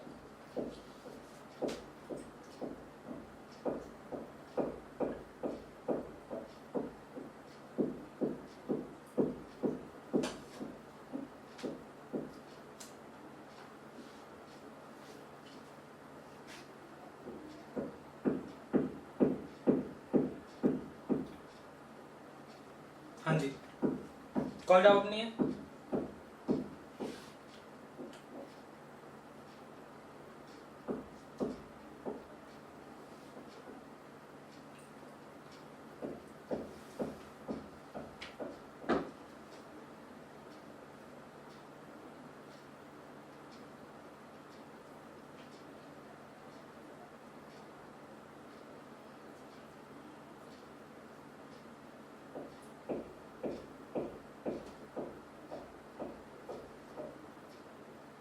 हाँ जी, आपका आ रहा है क्लास ड्यूरेशन और चेतन राजपूत रेगुलर स्टूडेंट से चंडीगढ़, रेगुलर स्टूडेंट के लिए क्लास। देखिए चेतन जी, अभी आप पहले क्लास देखिए, है ना, कि आपको क्लास लग कैसे रही है, आपको समझ में आ रहा है या नहीं आ रहा है, ठीक है। तो वो देख लीजिए, वो भी आपको सारी चीजें जो है क्लियर हो जाएंगी। Sir specific topics for GATE. देखिए सबसे पहले तो अगर मैं बात करता हूँ ना, हाइड्रोस्टैटिक के अंदर मेरे पास ना 2 तरह के सरफेस आते हैं। एक मेरे पास प्लेन सरफेस होगा, एक कर्व्ड सरफेस होगा। तो कर्व्ड सरफेस से मैक्सिमम टाइम जो है वो हाइड्रोस्टैटिक फोर्सेस का न्यूमेरिकल पूछा जाता है। क्लियर है? अगर हम बात करते हैं जी आपके पास लैमिनार एंड टर्बुलेंट फ्लो से, लैमिनार एंड टर्बुलेंट फ्लो का मैक्सिमम टाइम आपको जो गेट के न्यूमेरिकल पूछे जाते हैं। तो क्वेश्चन ध्यान दीजिए, अगर आप स्पेसिफिक टॉपिक्स पूछ रहे हो ना, तो अभी ना मैं आपको हर चैप्टर से निकाल के टॉपिक्स नहीं लिखवा पाऊंगा, ठीक है?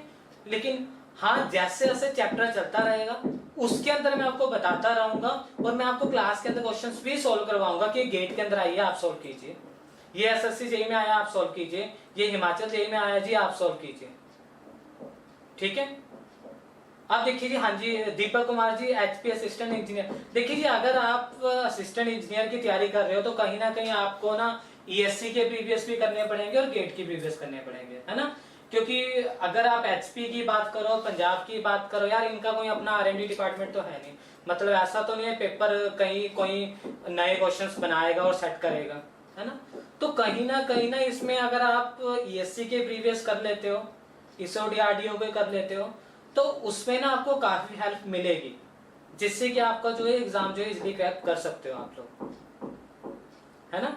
हाँ, इसमें न्यूमेरिकल पोर्शन रहेगा, लेकिन आप देखिए, आप किसी भी एग्जाम की तैयारी कीजिए, चाहे वो एसएससी जेईई का एग्जाम हो, किसी का भी एग्जाम हो,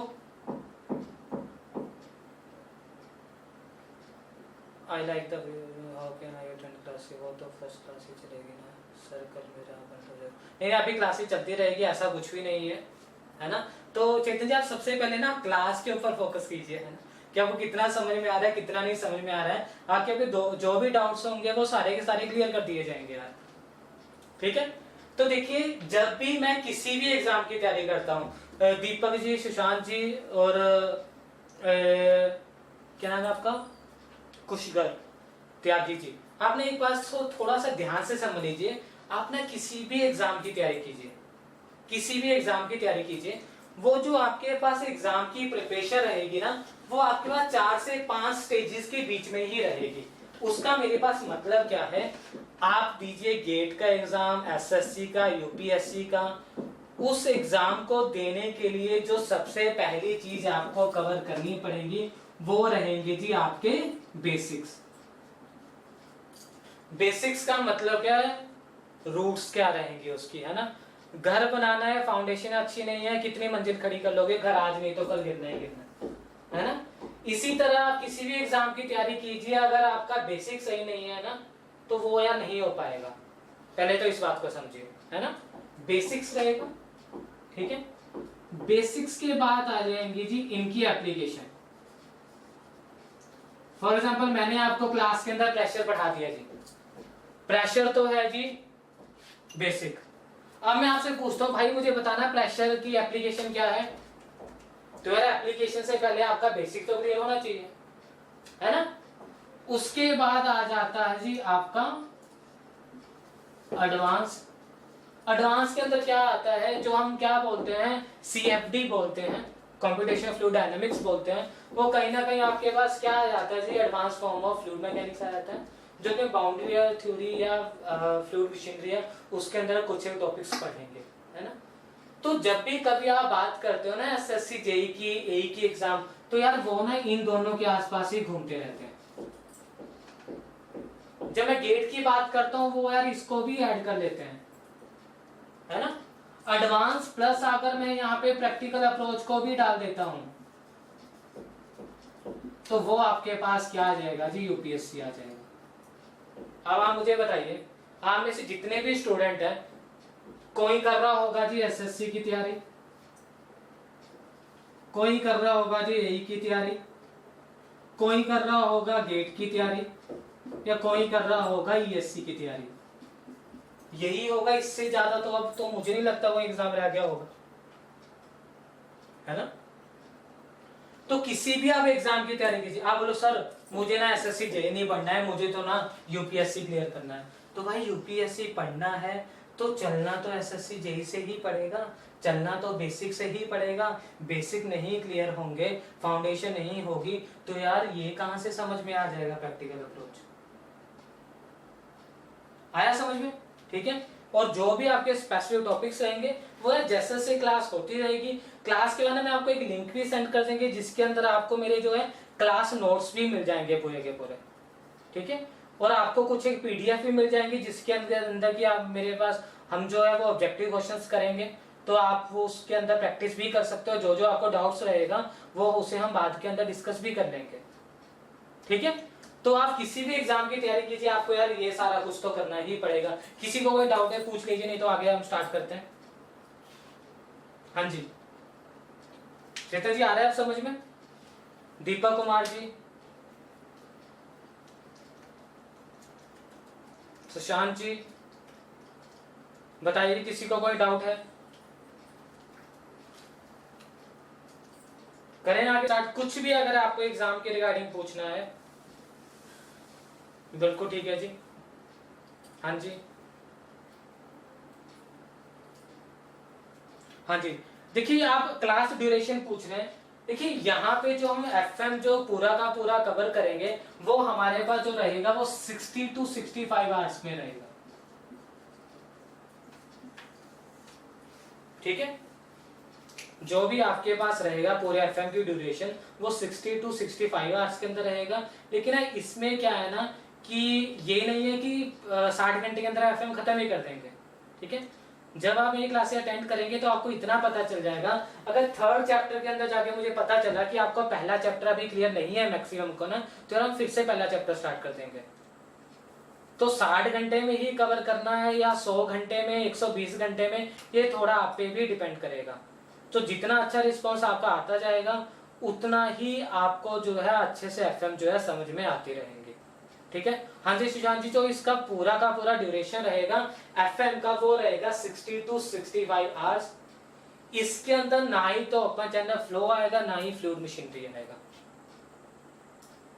हाँ जी चेतन जी, बिल्कुल क्लास ड्यूरेशन छोटी ही है आपके पास, है ना, इतनी लंबी क्लासेस तो नहीं चल रही हैं अभी। और वैसे भी आपका एग्जाम भी 2 से 2.5 घंटे का होता है, 3 घंटे का होता है। अगर इतना भी नहीं बैठ पाए तो एग्जाम के अंदर भी आपको कहीं ना कहीं दिक्कत आएगी, ठीक है। शाह जी, आ गया समझ में कितने घंटे की ड्यूरेशन है, कैसे चलेगा? कुछ अगर पूछना है करो जी। मॉर्निंग के जो शेड्यूल है वो पहले आपका कवर हो चुके हैं, मतलब कि वहाँ क्लासेस चल रही है ऑलरेडी, तो अभी तो जो इसकी टाइमिंग है वो यही रहेगी। हाँ जी देखिए जी, हाइड्रोलिक मशीन जो है हम फ्लूइड मैकेनिक्स के बाद करेंगे। फ्लूइड मैकेनिक्स का आपका एक ऑनलाइन टेस्ट होगा, उसके रिस्पांस के बाद ही हो पाएगा कि हाइड्रोलिक मशीन अभी हम स्टार्ट करें या ना करें। अच्छा रहता है, मार्क्स आपको पूरा समझ में आ जाता है, तो उसके बाद ये हाइड्रोलिक मशीन ही स्टार्ट करेंगे। बिल्कुल कवर करवाएंगे जी, बिल्कुल होगा। कोई और डाउट जी?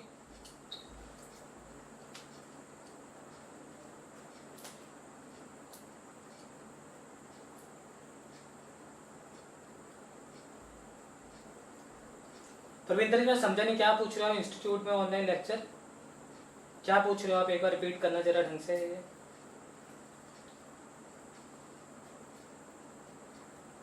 देखिए इंस्टीट्यूट कब खुलेंगे इसका तो अभी तक कोई कंफर्मेशन नहीं है, लेकिन इतना तो है कि जुलाई तक तो नहीं खुलेंगे जी। करें जी फिर आगे स्टार्ट।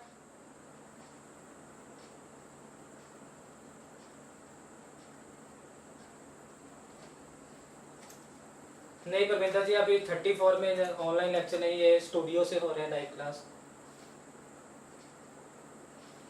हाँ जी, डेली जो आपकी क्लास की टाइम रहेगी वो आपकी 2 आवर्स की रहेगी जी। कोई टॉपिक बीच में चल रहा है तो मे बी एक्सटेंड भी हो सकती है कि टॉपिक को अभी खत्म करना है, लेकिन जो टाइमिंग रहेगी वो 2 घंटे की रहेगी, ठीक है पंडित जी। करें फिर आगे स्टार्ट। किसी को कोई डाउट?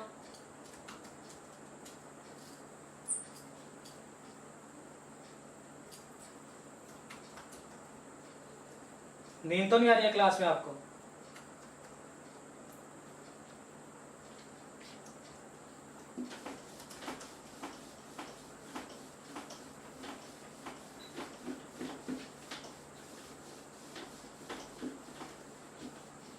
हाँ जी अनमोल महाजन जी।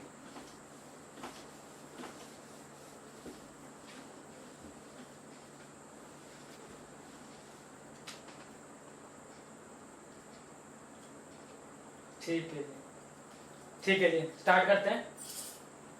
नोट्स बनाते रहिए आप साथ साथ में। इन केस अगर आपको फिर भी, अभी फिर से रिपीट कर देता हूँ, नोट्स नहीं बनते तो आपका पहला फोकस आपका क्या रहेगा कि यार आप ना जो मैं करवा रहा हूँ उसको आप समझो। नोट्स का मैं आपको लिंक दे दूंगा तो आपको पूरी पीडीएफ फॉर्म के अंदर क्लासरूम नोट्स मिल जाएंगे, उसको आप खुद एडिट कर सकते हो, है ना। लेकिन सबसे पहले आप क्लास में समझिए कि मैं आपको डिलीवर कर क्या रहा हूँ, आपको वो चीज समझ में आ रही है नहीं आ रही है। कुछ लिखा नहीं भी जा रहा तो कोई दिक्कत नहीं, उसे बाद में नोट करते रहना, ठीक है। तो जी अब हम स्टार्ट करेंगे जी हमारा फर्स्ट चैप्टर, जो कि रहेगा जी फ्लूइड प्रॉपर्टीज।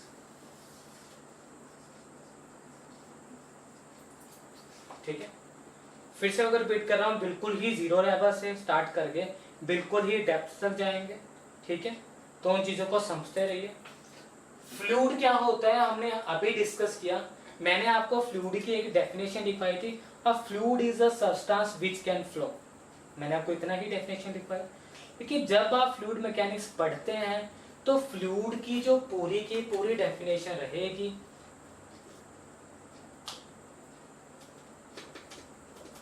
देखिए जी आपके पास जो क्लासरूम नोट्स, देखिए क्लासरूम नोट्स की अगर आपको अभी भी क्लासरूम की फीलिंग नहीं आ रही है ना, तो अभी आप इतने समझिए कि आप क्लासरूम में ही बैठे हो, मैं आपके सामने हूं, आपके डाउट्स क्लियर कर रहा हूं, तो ये क्लासरूम में हुई एक तरह से, है ना। आपके पास एडोस्फीयर जो बुक है वो भी सारी की सारी कवर होगी। उसके बाद जो आपके पास क्लासरूम नोट्स है वो भी सारे के सारे कवर होंगे, ठीक है। हाँ जी, प्रॉपर क्लासरूम नोट्स ही बनेंगे यहाँ पे, ठीक है। देखिए अगर हम बात करते हैं फ्लूइड प्रॉपर्टीज की, तो हमने क्या बोला, फ्लूइड क्या होगा आपके पास, a fluid is a substance which can flow. A fluid is a substance which can flow under the action of shear force, ठीक है। फ्लूइड मेरे पास क्या है, फ्लूइड मेरे पास एक सब्सटेंस है जो कि फ्लो कर सकता है। कब फ्लो करेगा, under the action of shear force. However,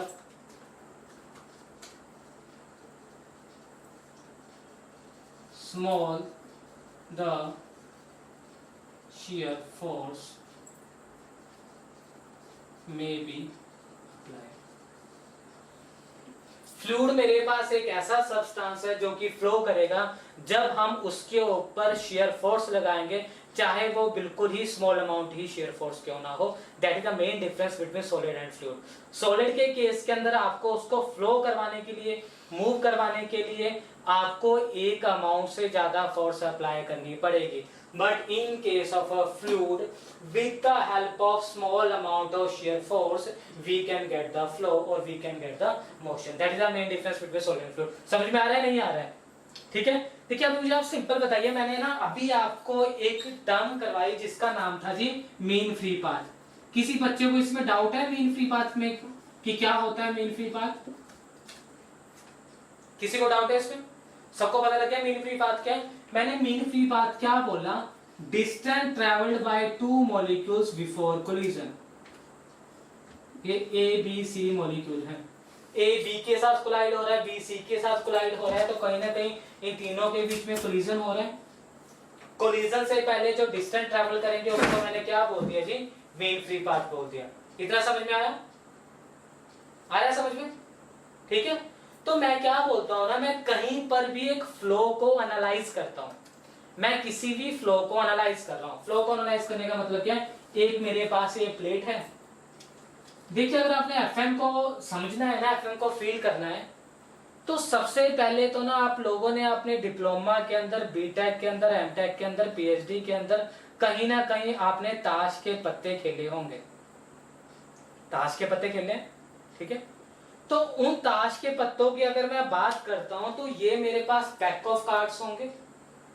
pack of cards का मतलब क्या है, मेरे पास 52 कार्ड्स होंगे, है ना। उन 52 कार्ड्स के ऊपर जब मैं क्या करता हूं, कुछ एक फोर्स अप्लाई करता हूं, कुछ ऐसे। तो आपने देखा होगा ये कार्ड के ऊपर दूसरा कार्ड, तीसरा कार्ड कुछ ऐसा आता रहता है। जो मेरे हाथ वाला कार्ड है वो डिस्टेंस मूव नहीं करता है, जो उससे ऊपर ऊपर वाले कार्ड है वो कुछ एक डिस्टेंस मूव करते रहते हैं, जो सबसे ऊपर है वो ज्यादा डिस्टेंस ट्रेवल करता है। देखा है आपने? नहीं खेला है ताश के पत्ते, नहीं खेला होगा तो देखा तो होगा किसी को खेलते हुए, है ना। अगर आपको वो चीज समझ में आ गई ना, तो पूरी एफएम के अंदर हम क्या करेंगे, मैक्सिमम टॉपिक्स को समझने के लिए हम उन ताश के पत्तों को ही कंसीडर करेंगे, हम उन कार्ड्स को ही कंसीडर करेंगे, ठीक है। तो कार्ड्स के जब पत्तों को मैंने फोर्स लगाया तो वो कुछ डिस्टेंस मूव हुए, है ना। तो मैंने क्या बोला, ये मेरे पास मेरा हाथ है, ये प्लेट को मैंने हाथ मान लिया, ठीक है। इसके ऊपर मैंने ताश के पत्तों को क्या किया जी, कुछ इस तरह से ताश के पत्ते मूव हुए, तो ये आपके पास हुआ फ्लो, ठीक है। ये आपके पास क्या हुआ, फ्लो हुआ। हाँ जी चेता राजपूत जी, हीट करने के बाद ही ऐसा होगा, है ना। आराम से बैठे हैं, कुछ नहीं है, घर पे आग लगती है तभी भागोगे, है ना। तो बिल्कुल सही है जी, हीट करने के बाद ही होगा ऐसा। तो यहाँ पे क्या जी, ये फ्लो हुआ।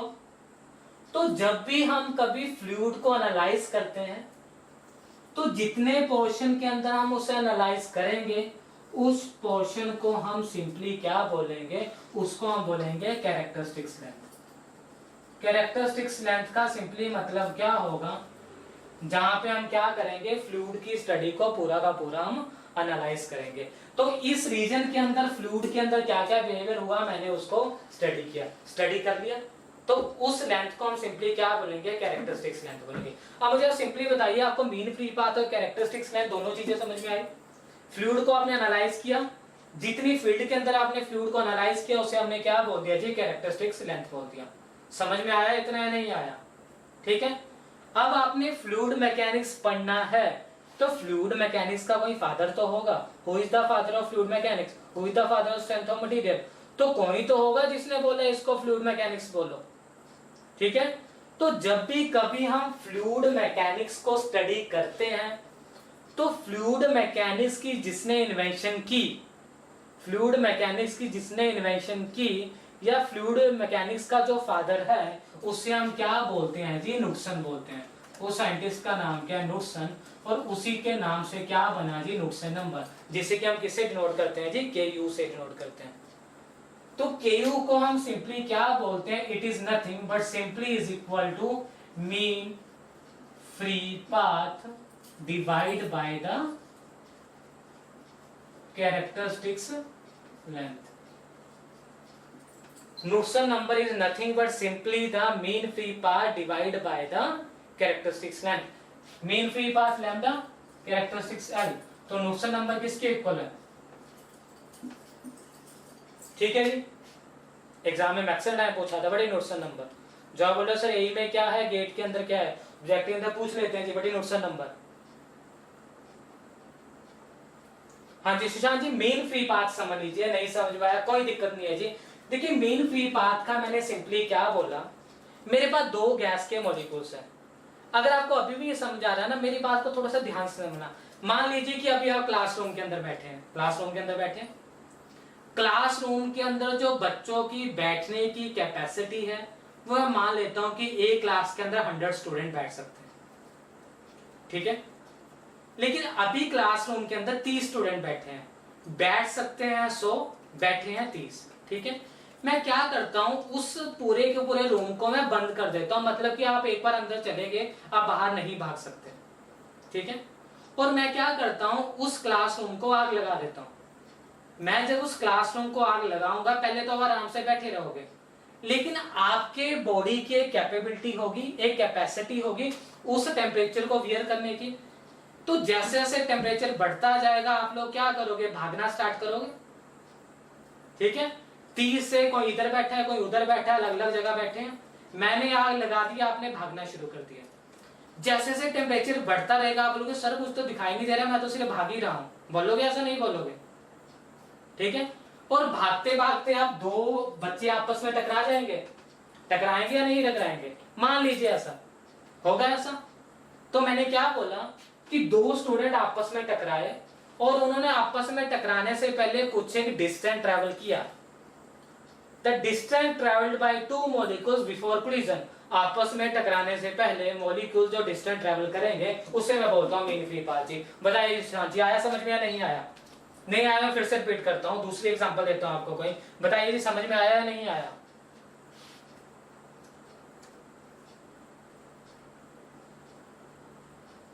बताइए जी।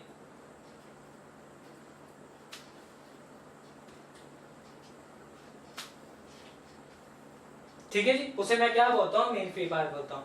अब मैं क्या बोलता हूँ, अगर आपके पास जो नुडसन नंबर है अगर वो लेस देन 0.01 है, अगर आपके पास जो नुडसन नंबर आता है अगर वो 0.01 से कम है तो उसको मैं स्टडी करता हूं जी किसके अंदर? कॉन्टिनम। कॉन्टिनम नथिंग मतलब continuous, continuous nothing but simply the fluid mechanics. तो कई बार पूछ लेते हैं भाई फ्लूइड मैकेनिक्स है क्या? आप बोलोगे sir father of fluid mechanics is Knudsen number. Knudsen क्या बोलता है, अगर इन दोनों की रेशो 0.01 से कम आती है तो उस एनालिसिस को, उस स्टडी को आप स्टडी करते हो फ्लूइड मैकेनिक्स के अंदर। अब आपके मन में आएगा सर अगर ज्यादा हो जाएगा तो हम किसके अंदर पढ़ेंगे? तो भी हम फ्लूइड मैकेनिक्स के अंदर ही पढ़ते हैं, ठीक है। लेकिन उसे हम क्या बोलते हैं जी? Slip flow. स्लिप फ्लो क्या आगे आगे पढ़ेंगे, लेकिन अभी मैं आपको थोड़ा सा बता देता हूं स्लिप फ्लो का मतलब क्या होगा। मैंने आपको एग्जांपल दी, ताश के पत्ते रखे मैंने यहाँ पे, फोर्स लगाया, मेरे हाथ के जस्ट ऊपर जो पत्ता है वो डिस्टेंस ट्रेवल नहीं करेगा।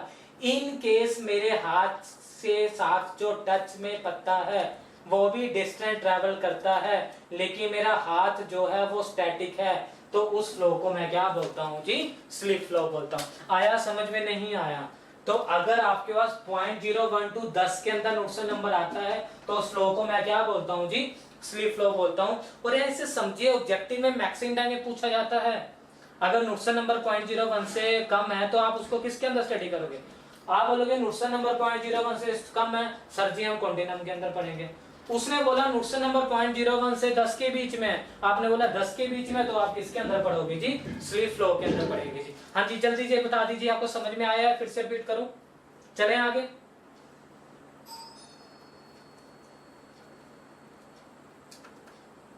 हाँ जी बिल्कुल सही पूछे। देखिए अगर आपने फ्लूइड मैकेनिक्स पढ़ना है ना, आपने ऐसे स्ट्रेंथ ऑफ मटेरियल पढ़ा, तो स्ट्रेंथ ऑफ मटेरियल के अंदर आपने कुछ एक अजम्पशन की। अजम्पशन का मतलब है मान लो। मान लो का मतलब क्या है? जैसे अभी मैं पढ़ा रहा हूं, मैं मान के चल रहा हूं मैं जो पढ़ा रहा हूं वो आपको समझ में आ रहा है, लेकिन हो सकता है किसी को ना समझ में आ रहा हो, लेकिन मैंने तो अपनी तरफ से मान लिया कि आपको समझ में आ रहा है। इसी तरह फ्लूइड मैकेनिक्स को जब हम पढ़ते हैं ना, तो हम एक अजम्पशन को मान के चलते हैं कि आपके पास क्या है? कॉन्टिन्यूस डिस्ट्रीब्यूशन ऑफ मास है। आपके पास क्या है? फ्लूइड मैकेनिक्स की अजम्पशन क्या है?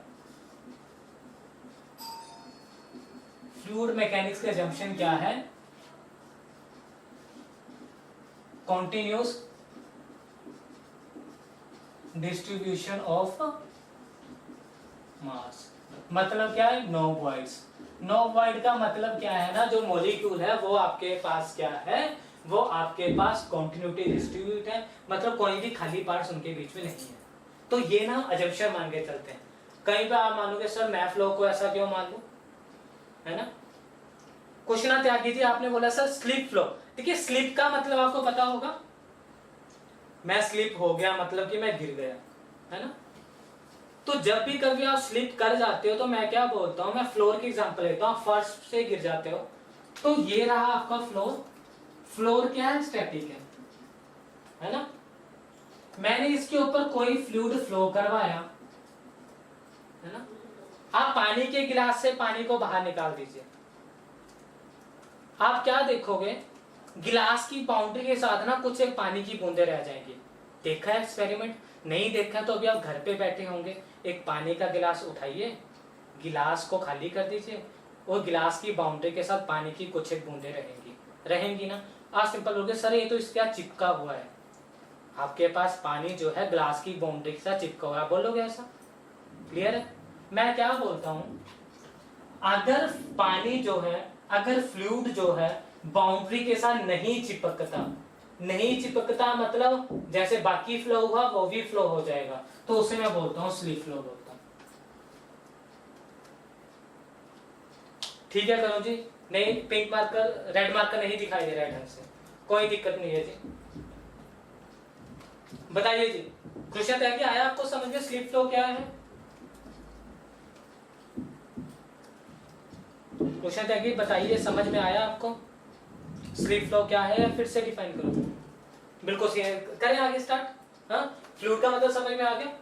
A fluid is a substance which can flow under the action of shear force, however small the shear force may be applied. ठीक है, देख लेते हैं आगे जी।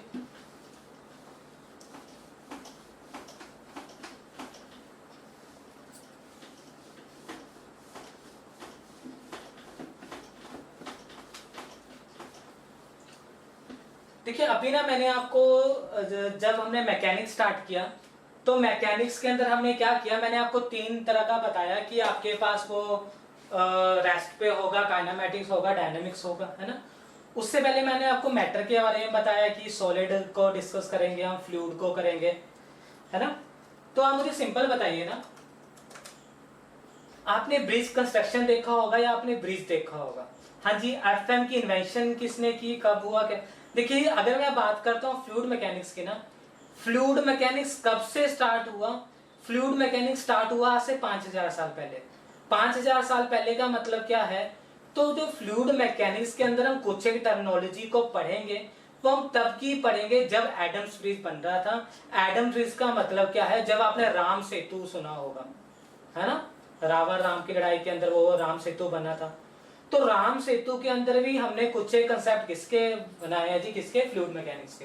तो यार फ्लूइड मैकेनिक्स 5000 साल पहले से स्टार्ट हो गया, बहुत ही पुराना सब्जेक्ट है, बेसिक्स ऑफ इंजीनियरिंग है। मतलब कि आप सिविल इंजीनियरिंग कीजिए, मैकेनिकल कीजिए, प्रोडक्शन कीजिए, मटेरियल साइंस कीजिए, एरोनॉटिकल कीजिए, केमिकल इंजीनियरिंग कीजिए, आपको हर इंजीनियरिंग के अंदर एफएम पढ़ना ही पड़ेगा। ठीक है, इसलिए इसके क्वेश्चंस के अंदर रिसर्च भी ज्यादा है, क्वेश्चंस का स्टैंडर्ड भी अच्छा आता है। क्यों?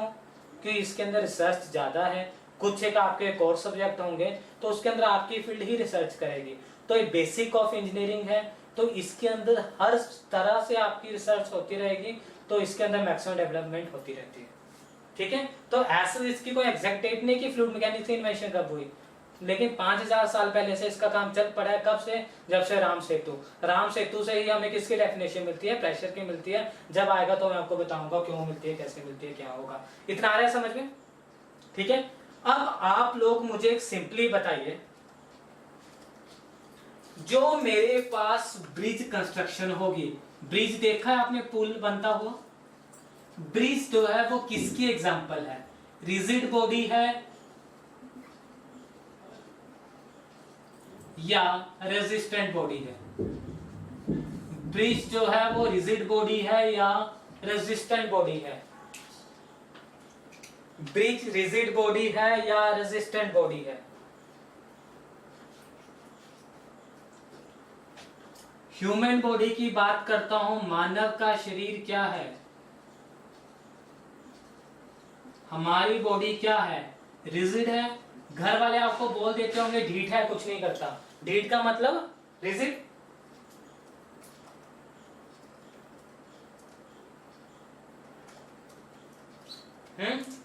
ह्यूमन बॉडी क्या है? रिजिड है या रेजिस्टेंट है?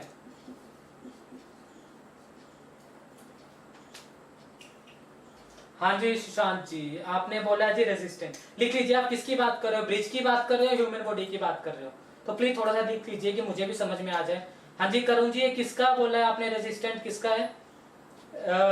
ह्यूमन बॉडी या ब्रिज, या दोनों?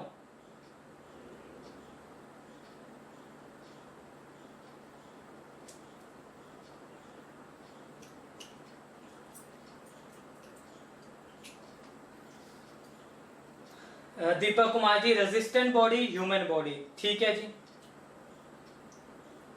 सुशांत जी दोनों। आपका क्या है कि सर ब्रिज मान लीजिए या मान लीजिए ह्यूमन बॉडी, दोनों ही आपके पास क्या है? रेजिस्टेंट बॉडी है। ठीक है, बिल्कुल सही है, बिल्कुल। हाँ जी करुण जी, ब्रिज अगर रेजिस्टेंट है तो ह्यूमन बॉडी क्या है?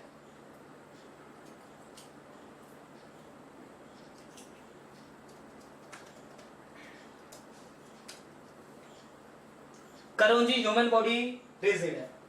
नहीं यार, ह्यूमन बॉडी रिजिड का मतलब क्या है? रिजिड का मतलब मैंने क्या बोला ना, जैसे मर्जी फोर्स अप्लाई करते रहो, आप पे कोई फर्क नहीं पड़ेगा। आपको कुछ वेट होगा, मैंने आपके ऊपर 100 kg का वेट रख दिया, 200 का रख दिया, 300 का रख दिया, कोई चेंज नहीं होगा। जिम जाते टाइम आप बेल्ट का यूज करते हो, किस लिए? अगर बॉडी ही रिजिड है तो बेल्ट क्या करोगे लगा के? कोई फर्क नहीं पड़ेगा ना। ठीक है करुण? तो ना आपके पास जो ब्रिज है और जो ह्यूमन बॉडी है, दोनों क्या है? रेजिस्टेंट बॉडी है। तो जब हम स्ट्रेंथ ऑफ मटेरियल पढ़ेंगे तो ना हम पूरी की पूरी स्ट्रेंथ ऑफ मटेरियल को स्टडी करेंगे जी ह्यूमन बॉडी से। मैं आपको फ्लूइड मैकेनिक्स पढ़ाऊंगा, आधी से ज्यादा फ्लूइड मैकेनिक्स हम ताश के पत्तों से पढ़ेंगे और आधी फ्लूइड मैकेनिक्स हम किससे पढ़ेंगे जी? ह्यूमन बॉडी से पढ़ेंगे। आपने एक टॉपिक इसके अंदर पढ़ा है जी करुण जी, आपके पास जो ह्यूमन बॉडी है वो भी आपके पास रेजिस्टेंट बॉडी ही आएगा।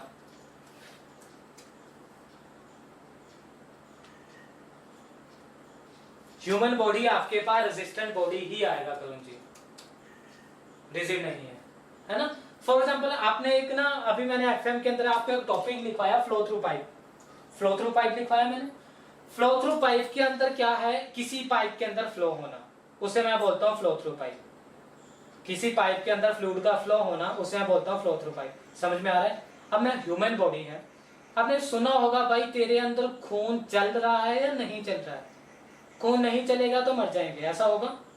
तो ब्लड फ्लो किसके अंदर करता है? नसों के अंदर, वेन्स के अंदर। वेन्स को मान लीजिए पाइप, ब्लड को क्या मान लीजिए? फ्लूइड। तो हुआ वो फ्लो थ्रू पाइप है? नहीं हुआ? हुआ।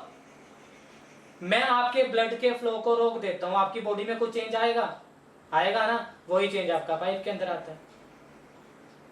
क्लियर हुआ या नहीं हुआ? ठीक है।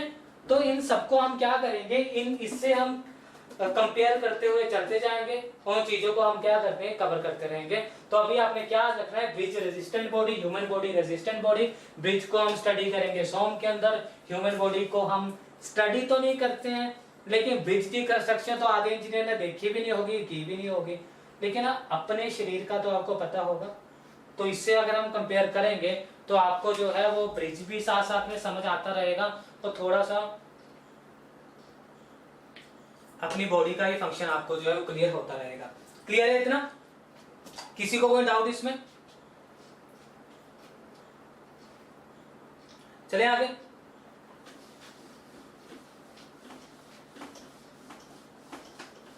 क्या साथ साथ में मुझे मैसेज करके बताते रहिए कि आपको कोई डाउट है भी या नहीं है ना? क्योंकि छोटे डाउट से आपको टॉपिक नहीं समझ आएगा, टॉपिक नहीं समझ में आएगा तो आपको वो यूनिट नहीं समझ में आएगा, यूनिट नहीं समझ में आएगा तो आपको वो पूरा का पूरा आपके पास जो सब्जेक्ट है वो नहीं समझ में आएगा, सब्जेक्ट नहीं समझ में आएगा तो जब आप एग्जाम में बैठोगे तो आपको पेपर नहीं समझ में आएगा। ऐसे ही होगा, है ना? तो कोई भी अगर डाउट है तो उसी टाइम पूछते रहिए जी, वो आपके लिए भी अच्छा होगा। ठीक है जी, बिल्कुल सही है, नो डाउट। ठीक है जी, करते हैं जी आगे स्टार्ट। अब फ्लूइड का आपको क्लियर हो गया, फ्लूइड क्या होता है। अब हम देख लेते हैं जी प्रॉपर्टीज। देखिए जब हम बात करते हैं प्रॉपर्टीज की, तो प्रॉपर्टीज का मतलब सिंपली क्या होगा? कैरेक्टरिस्टिक्स। प्रॉपर्टीज को हम सिंपली क्या बोलेंगे जी? Characteristics of a system. और यहां पे सिस्टम भी आपका क्या होगा? फ्लूइड की कैरेक्टरिस्टिक्स को हम क्या बोलेंगे? फ्लूइड प्रॉपर्टीज बोलेंगे। फ्लूइड प्रॉपर्टीज क्लियर हुआ? क्या होगा? Fluid properties nothing but simply the characteristics of fluid is known as the fluid properties. इसे ध्यान से समझ लीजिए। फ्लूइड क्या होता है मैं आपको बता चुका हूं। अब फ्लूइड प्रॉपर्टीज क्या, प्रॉपर्टीज का क्या मतलब उसे समझ लीजिए। देखिए जब हम प्रॉपर्टीज को स्टडी करते हैं तो we simply divided the properties into the two parts. Properties को हम दो हिस्सों के अंदर डिवाइड करते हैं। एक को मैं बोलता हूं जी इंटेंसिव प्रॉपर्टी, एक को मैं बोलता हूं जी इंटेंसिव प्रॉपर्टी,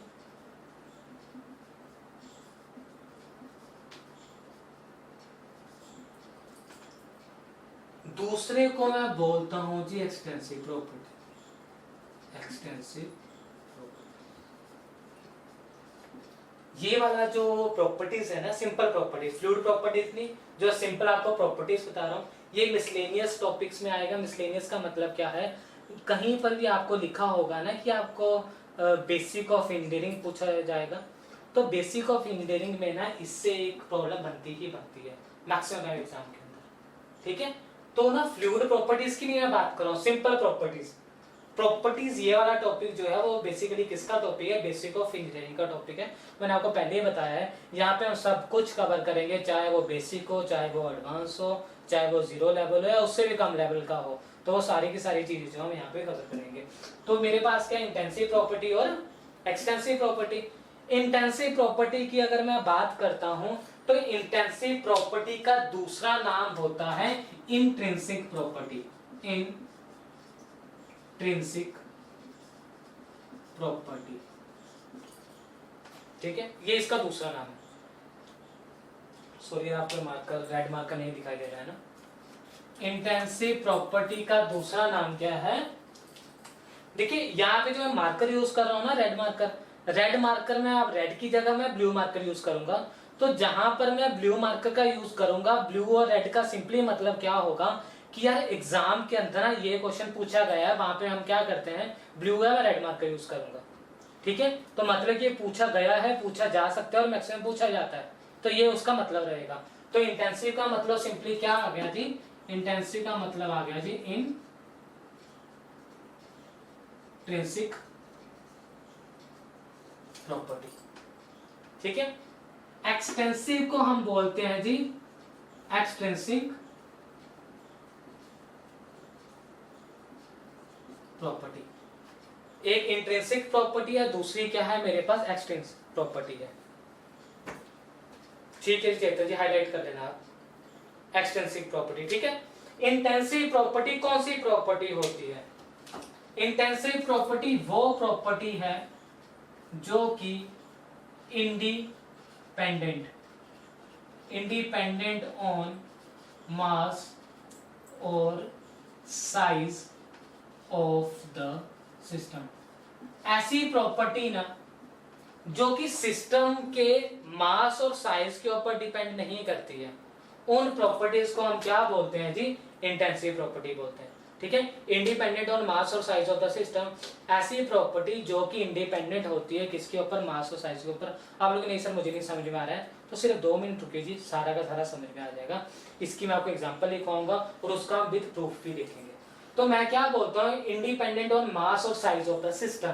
तो सबसे पहले हम देख लेते हैं कि यार सिस्टम मैंने यहां भी पढ़ लिया, सिस्टम मैंने यहां भी पढ़ लिया। सर ये सिस्टम बार बार पढ़ रहे हैं, लेकिन सिस्टम होता क्या है, देखिए सिस्टम की अगर मैं बात करता हूं तो सिस्टम मेरे पास क्या है, सिस्टम मेरे पास क्या, अगर मैं क्लासरूम के अंदर आपको पढ़ा रहा हूं, अभी एक तरह का क्लासरूम ही है, मैं पढ़ा रहा हूं, आप मुझे देख रहे हो, ठीक है।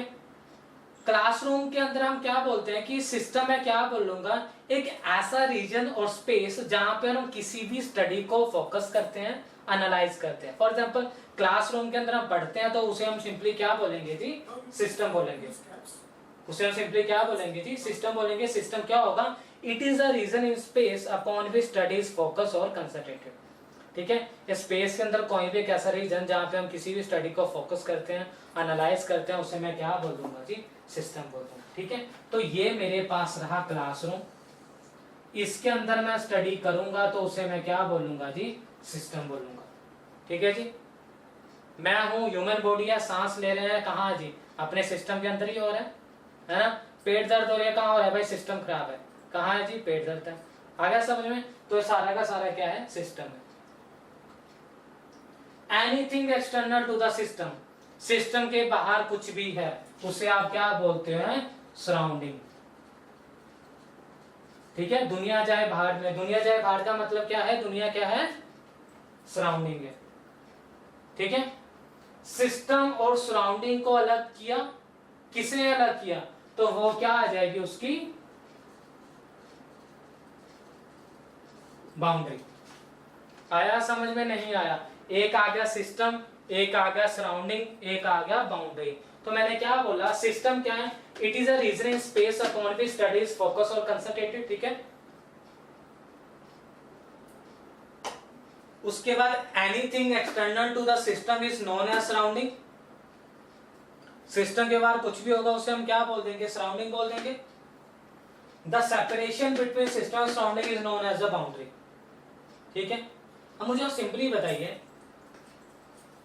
एग्जाम में पूछा जाता है कि जो आपके पास बाउंड्री होती है वो फिक्स्ड होती है या मूवेबल होती है या दोनों होती है। आपका जो भी आंसर होगा मुझे विद एग्जांपल बताइए कि आपके पास जो बाउंड्री है वो फिक्स्ड होती है, मूवेबल होती है, दोनों होती है, जो भी होती है उसकी क्या एग्जांपल है।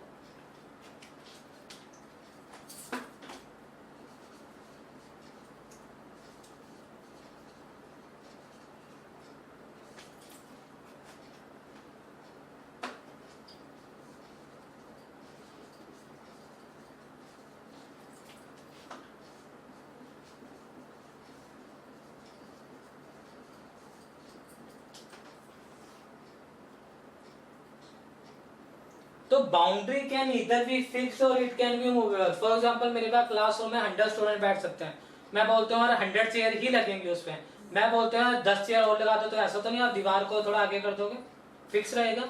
लेकिन अगर मैं बैलून के एग्जाम्पल बात करता हूँ, गुब्बारे की बात करता हूँ, तो उसके अंदर जब आप हवा भरते हो तो आपकी अपनी मर्जी है, हवा जैसे आप चेंज करते रहोगे उसकी बाउंड्री क्या होती जाएगी, मूव होती रहेगी। तो boundary can either be fixed और मूवेबल, बाउंड्री फिक्स्ड भी हो सकती है और मूवेबल भी हो सकती है। बताइए इतना समझ में आया नहीं आया? ठीक है, सिस्टम क्लियर हुआ क्या होता है, ठीक है। तो यहाँ पे हम क्या पढ़ेंगे, इंडिपेंडेंट ऑन मास और size of the system. System क्या है, एक ऐसा रीजन जहां पे आप किसी भी बॉडी को क्या करते हैं जी, फोकस करते हैं और हम लोग स्टडी करते हैं।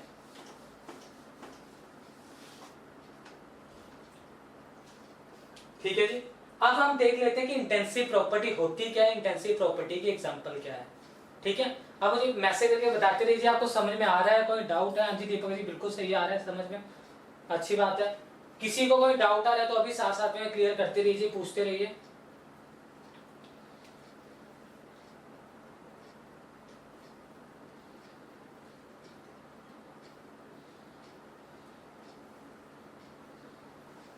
ठीक है जी।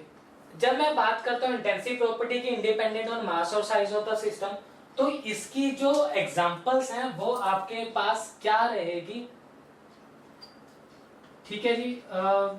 आपको चेतन जी डाउट है सर इंडिपेंडेंट ऑन मास का मतलब क्या है? देखिए मास का हम सिंपली क्या बोलते हैं, मैं आपसे पूछता हूं आपका वेट कितना है, आप बोलोगे सर 60 किलो, ठीक है। तो उससे मैं क्या बोल दूंगा कि आपकी बॉडी का मास अगर चेंज हो रहा है नहीं हो रहा है, अगर बॉडी पर उसका कोई इफेक्ट नहीं पड़ता है तो वो क्या इंडिपेंडेंट ऑफ मास है। मैं अभी आपको उसका एक प्रैक्टिकली प्रूफ देता हूं, आपको तब और अच्छे से समझ में आ जाएगा, ठीक है चेतन जी। तो एग्जांपल क्या रहेगी जी इंटेंसिव प्रॉपर्टी की, pressure, temperature, density, viscosity, thermal conductivity etcetera. Pressure, temperature, density, viscosity, thermal conductivity etcetera, all are the example of the intensive property. मतलब इंडिपेंडेंट है किसके ऊपर, मास और टेम्परेचर के ऊपर, मास और साइज के ऊपर। कैसे होगा मैं अभी आपको इसका प्रैक्टिकल प्रूफ दूंगा, लेकिन सबसे पहले एग्जाम के अंदर जो पूछा जाता है ना, वो पूछा जाता है प्रेशर किसकी एग्जांपल है, इंटेंसिव प्रॉपर्टी की है या एक्सटेंसिव प्रॉपर्टी की है, तो मैक्सिमम टाइम पूछा जाता है। एक्सटेंसिव की आप एग्जांपल देख लीजिए, एक्सटेंसिव की एग्जांपल होगी जी मास, वॉल्यूम,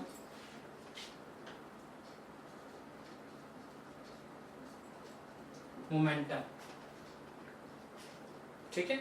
ये सारी की सारी किसकी, etcetera, and all forms of energy, जितनी भी तरह की एनर्जी है, इस बात को जी आप अपना नाम भूल जाइए, लेकिन ये आपने कभी नहीं भूलना है कि जितनी भी तरह की मेरे पास एनर्जी है, all are under the category of extensive property. अब आप बोलते हो सर देखो ये तो मैं याद रख लूंगा, लेकिन अगर याद ही रखना होता तो हम यहाँ पे क्लास लगाने क्यों आते, है ना? चल रहा होगा दिमाग में, सर अगर याद ही रखना है तो हम क्लास लगाने क्यों आते हैं। देखिए जी, अब मैं आपको बताऊंगा कि इसका प्रैक्टिकली प्रूफ कहाँ है और कैसे। देखिए मैं क्या बोलता हूँ, मैं किसी भी एक ह्यूमन बॉडी को कंसीडर करता हूँ। ह्यूमन बॉडी का मतलब क्या है, मैं चेतन जी आपको कंसीडर कर लेता हूँ, ठीक है? चेतन जी अगर मैं आपको कंसीडर करता हूं तो यार Sushant ji sir how density is intensive property मैं अभी आपको करवाऊंगा यार, मैं आपको वही एग्जांपल दे रहा हूं अभी, है ना? वो आपको अभी बताता हूं यार। देखिए मैंने आपको क्या बोला चेतन जी कि आपकी बॉडी का कुछ एक मास है, मैं मान लेता हूं आप 60 किलो के हो, तो 60 किलो आपका मास है। आप मोटे हो पतले हो ये आपका वॉल्यूम डिसाइड करेगा, है ना? आप कहाँ रह रहे हो वो आपका टेम्परेचर डिसाइड करेगा। कहीं ना कहीं आप रह तो एटमॉस्फेयर में रहे होंगे, वैक्यूम कंडीशन में तो नहीं होंगे, तो वो आपका प्रेशर डिसाइड करेगा, होगा या नहीं होगा, ठीक है? मैं क्या बोलता हूँ चेतन जी, मैं आपको बीच में से काट देता हूँ पूरा, मैं आपकी बॉडी को बिल्कुल सेंटर से कट कर देता हूँ। मैं बोलता हूँ चेतन जी आपका जो भार है वो मास जो है वो 60 किलो है। अगर मैं आपको बीच में से कट कर देता हूं तो आपकी बॉडी कुछ ऐसा बन जाएगी चेतन जी, आपका मास जो 60 किलो था अब कितना हो जाएगा, 30 होगा या नहीं होगा? आपकी बॉडी का वॉल्यूम 5 मीटर क्यूब था, अब आपने बीच में से डिवाइड कर दिया, कितना रह गया 2.5, ठीक है? बॉडी का टेम्परेचर आपका 30 डिग्री सेल्सियस था, मैंने आपको बीच में से कट कर दिया, क्या 15 डिग्री हो जाएगा? नहीं ना? आपकी पूरी बॉडी पे एटमॉस्फेरिक प्रेशर लग रहा है, मैं आपको बीच में से कट कर दूंगा तो क्या एटमॉस्फेरिक प्रेशर आधा हो जाएगा? उतना ही लगेगा ना, तो कितना हो जाएगा? दो चीजें चेंज, दो नहीं, जो चेंज हुआ वो क्या है, मास और वॉल्यूम। तो मास और वॉल्यूम क्या एक्सटेंसिव, चेंज नहीं हुआ टेम्परेचर और प्रेशर, क्या लिखा है इंडिपेंडेंट, डिपेंड नहीं कर रहा है किसके ऊपर, साइज के ऊपर। आया समझ में या नहीं आया? सुशांत जी आपने पूछा सर डेंसिटी कैसे है, सुशांत जी डेंसिटी किसके इक्वल होती है, mass per unit volume. Density किसके इक्वल होती है जी, मास पर यूनिट वॉल्यूम के equal. The ratio of two extensive property, ratio of two extensive property, ratio of mass per unit volume, ratio of two extensive property is an intensive property. ये मेरे पास एक exemption है, एक एक्सपेरिमेंटरी proof है कि ratio of two extensive property mass per unit volume is an. Sushant ji आया समझ में? रेशियो ऑफ टू एक्सटेंसिव, और डेंसिटी होता क्या है ना, तो जो मेरा पहली फ्लूइड प्रॉपर्टी है वो डेंसिटी ही है, उसको हम स्टडी करेंगे, बिल्कुल डिटेल के अंदर स्टडी करेंगे, ठीक है? Ratio of two extensive property लिख देता हूं, मोस्ट इंपोर्टेंट है, एग्जाम में पूछा जाता है। ब्लू से लिख रहा हूं, जो मैं ब्लू से लिखूंगा मैं फिर रिपीट कर रहा हूं, जो मैं ब्लू से लिखूंगा उसे आप रेड मार्कर ही मान के चलिए, एग्जाम के अंदर वो चीज डायरेक्ट पूछी जाएगी। Ratio of two extensive property, ratio of two extensive property is an intensive property. Ratio of two extensive property is an intensive property. दो एक्सटेंसिव प्रॉपर्टी के रेशियो, एग्जांपल लिख लीजिए इसका, क्या आएगा जी, density is equal to mass per unit volume. बताइए जी समझ में आया या नहीं आया? Density is equal to mass per unit volume, ठीक है? तो ये आपके पास क्या आ जाएगा जी, डेंसिटी आ गई। बोलिए जी आया समझ में नहीं आया, जल्दी से मुझे बताइए जी। करें आगे स्टार्ट? जल्दी पढ़ा रहा हूं या ज्यादा स्लो पढ़ा रहा हूं वो भी बता दीजिए। फर्स्ट क्लास है, अभी आपको कॉपर करने में थोड़ा सा टाइम लगेगा। थोड़े दिन आप क्लास लगाओगे, आप बोलोगे सर बिल्कुल सही चल रहा है। आप बताइए कैसा लग रहा है?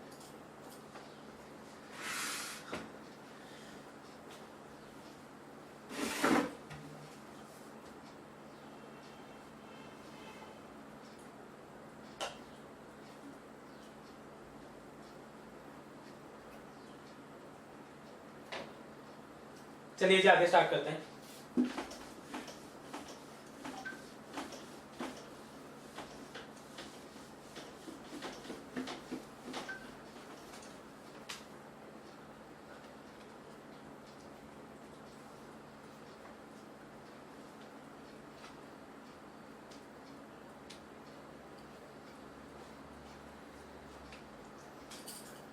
अभी हमने किया कि सिस्टम होता है, तो आपने क्या बोला है, system is a region in space upon which studies focus और कंसंट्रेटेड। सिस्टम क्या है? किसी भी स्पेस का रीजन है जिसके अंदर आप क्या करते हो, किसी भी स्टडी को फोकस करते हो। तो सिस्टम को आपने फोकस किया, तो सिस्टम कई तरह के तो हो सकते हैं। बहुत ही अच्छा टॉपिक है, बहुत ही इंपॉर्टेंट टॉपिक है। कई साल लग जाते हैं, टॉपिक नहीं समझ में आता है, लेकिन आप ट्राई कीजिए इस चीज को अभी पूरा का पूरा क्लियर करने की। ठीक है, सिस्टम का मतलब आपको समझ में आ गया है। अब हम पढ़ेंगे types of system. Types of system बिल्कुल ही बेसिक्स है।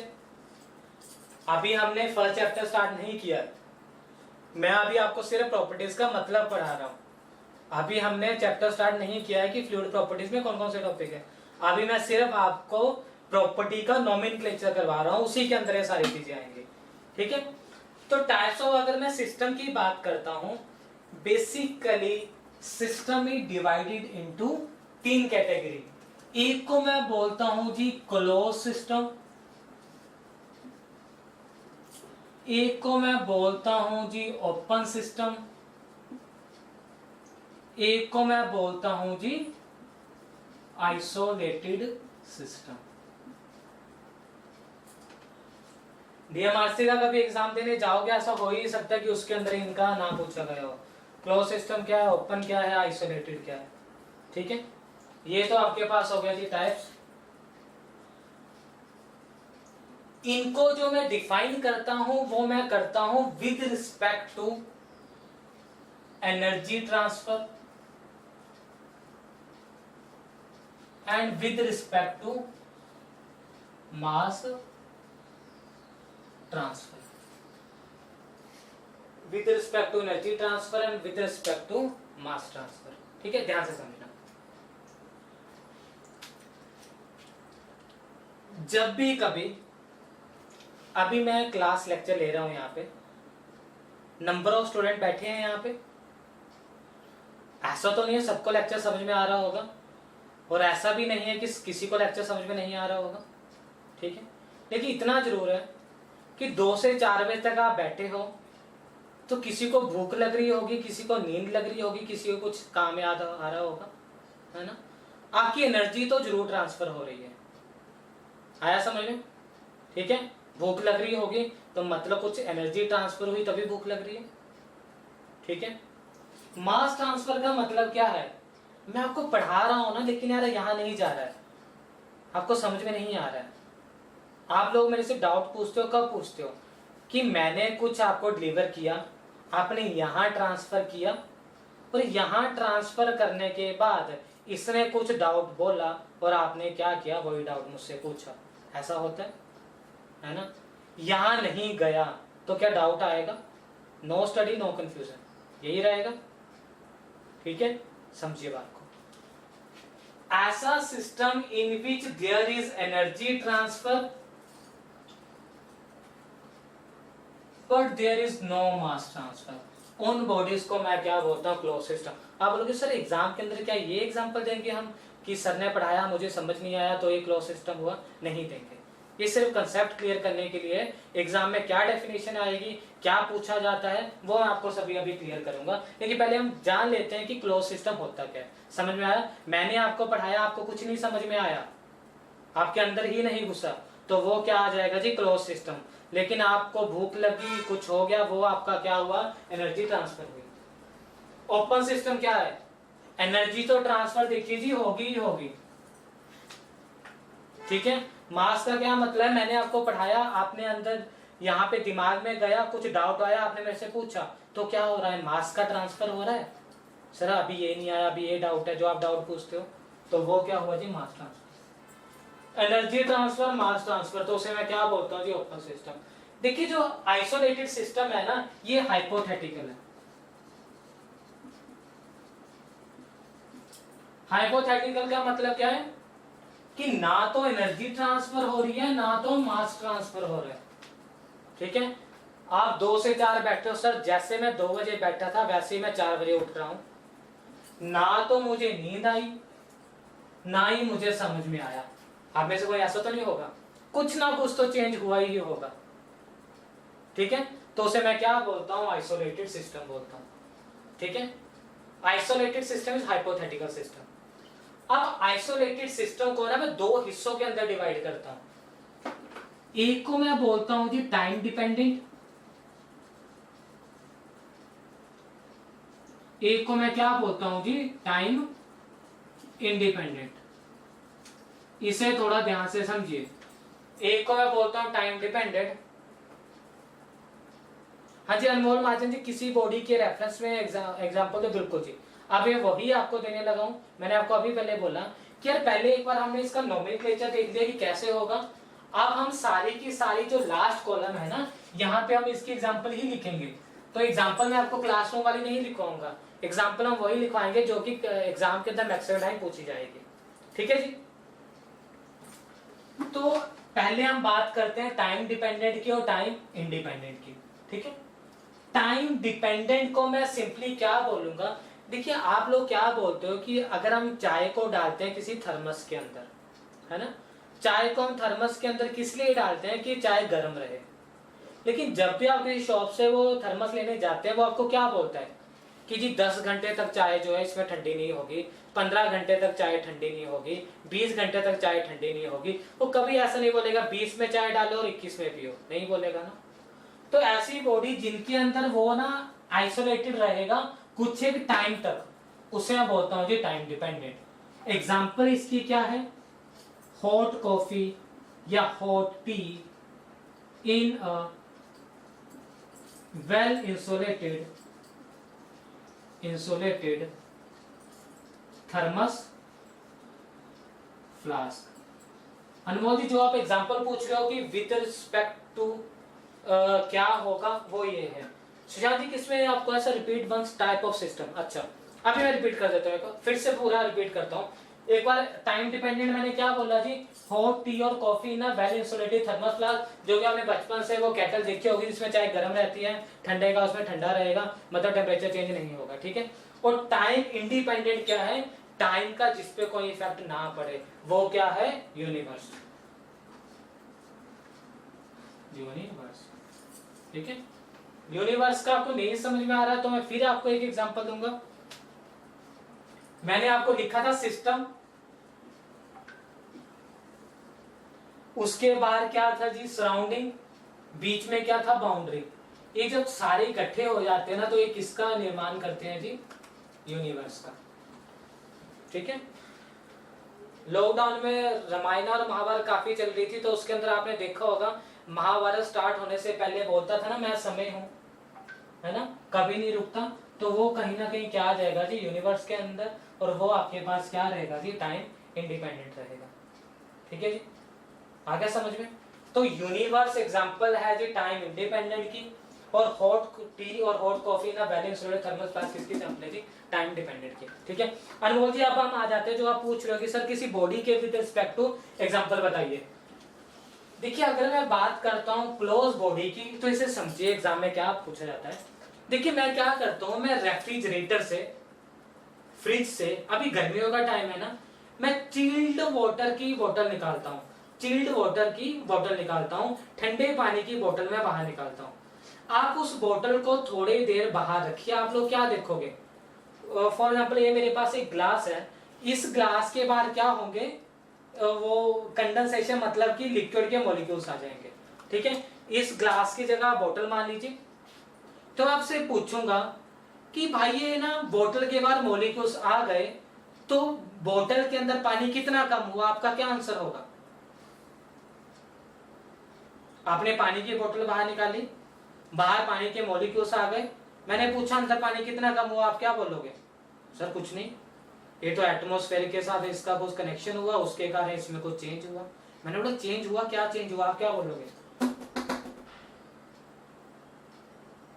ठीक है, मास का मतलब अमाउंट ऑफ वाटर, क्या बोतल से पानी कम हो गया? तो वो क्या होगा? No mass transfer. आया समझ में? ठीक है, तो चिल्ड वाटर और वाटर को जब आप एक्सपोज करते हो किसके अंदर जी? चिल्ड वाटर बोतल। ठीक है जी, किसकी एग्जांपल है जी? वो आपके पास क्लोज्ड सिस्टम के एग्जांपल है। ओपन को जी एक ना आप सिंपली याद रखिए, ओपन का मतलब क्या होगा? Input output. पाइप के अंदर जो फ्लो होगा, ये मेरे पास पाइप है, मैंने पानी की इनपुट दी और मुझे आउटपुट मिल रही है, तो वो सारे सिस्टम रहते हैं जी ओपन सिस्टम। फ्लूइड मैकेनिक्स के अंदर आप ओपन सिस्टम ही पढ़ोगे।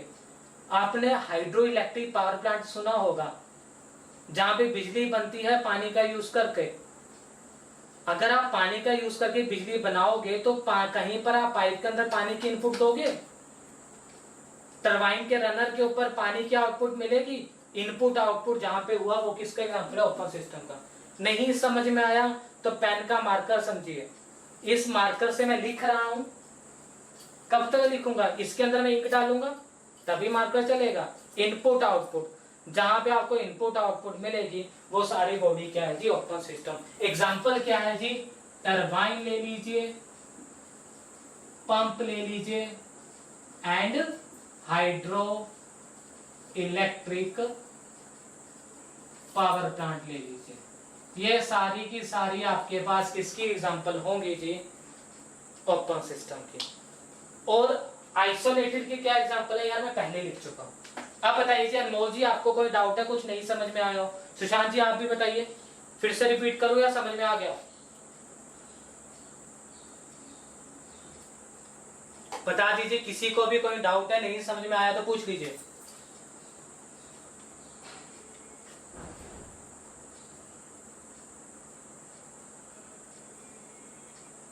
हाँ जी बोलिए जी, कोई डाउट है या फिर से रिपीट करूं? ठीक है सुशांत जी, आपको आइसोलेटेड नहीं समझ में आया।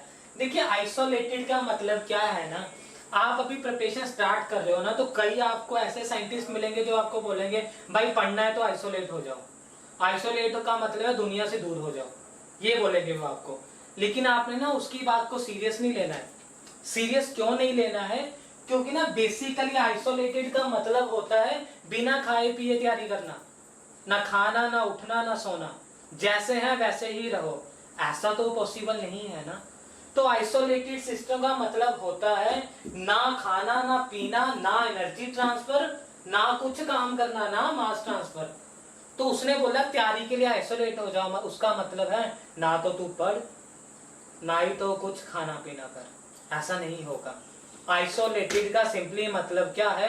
Isolated is a hypothetical. पहली बात समझिए, प्रैक्टिकली ऐसा पॉसिबल नहीं है।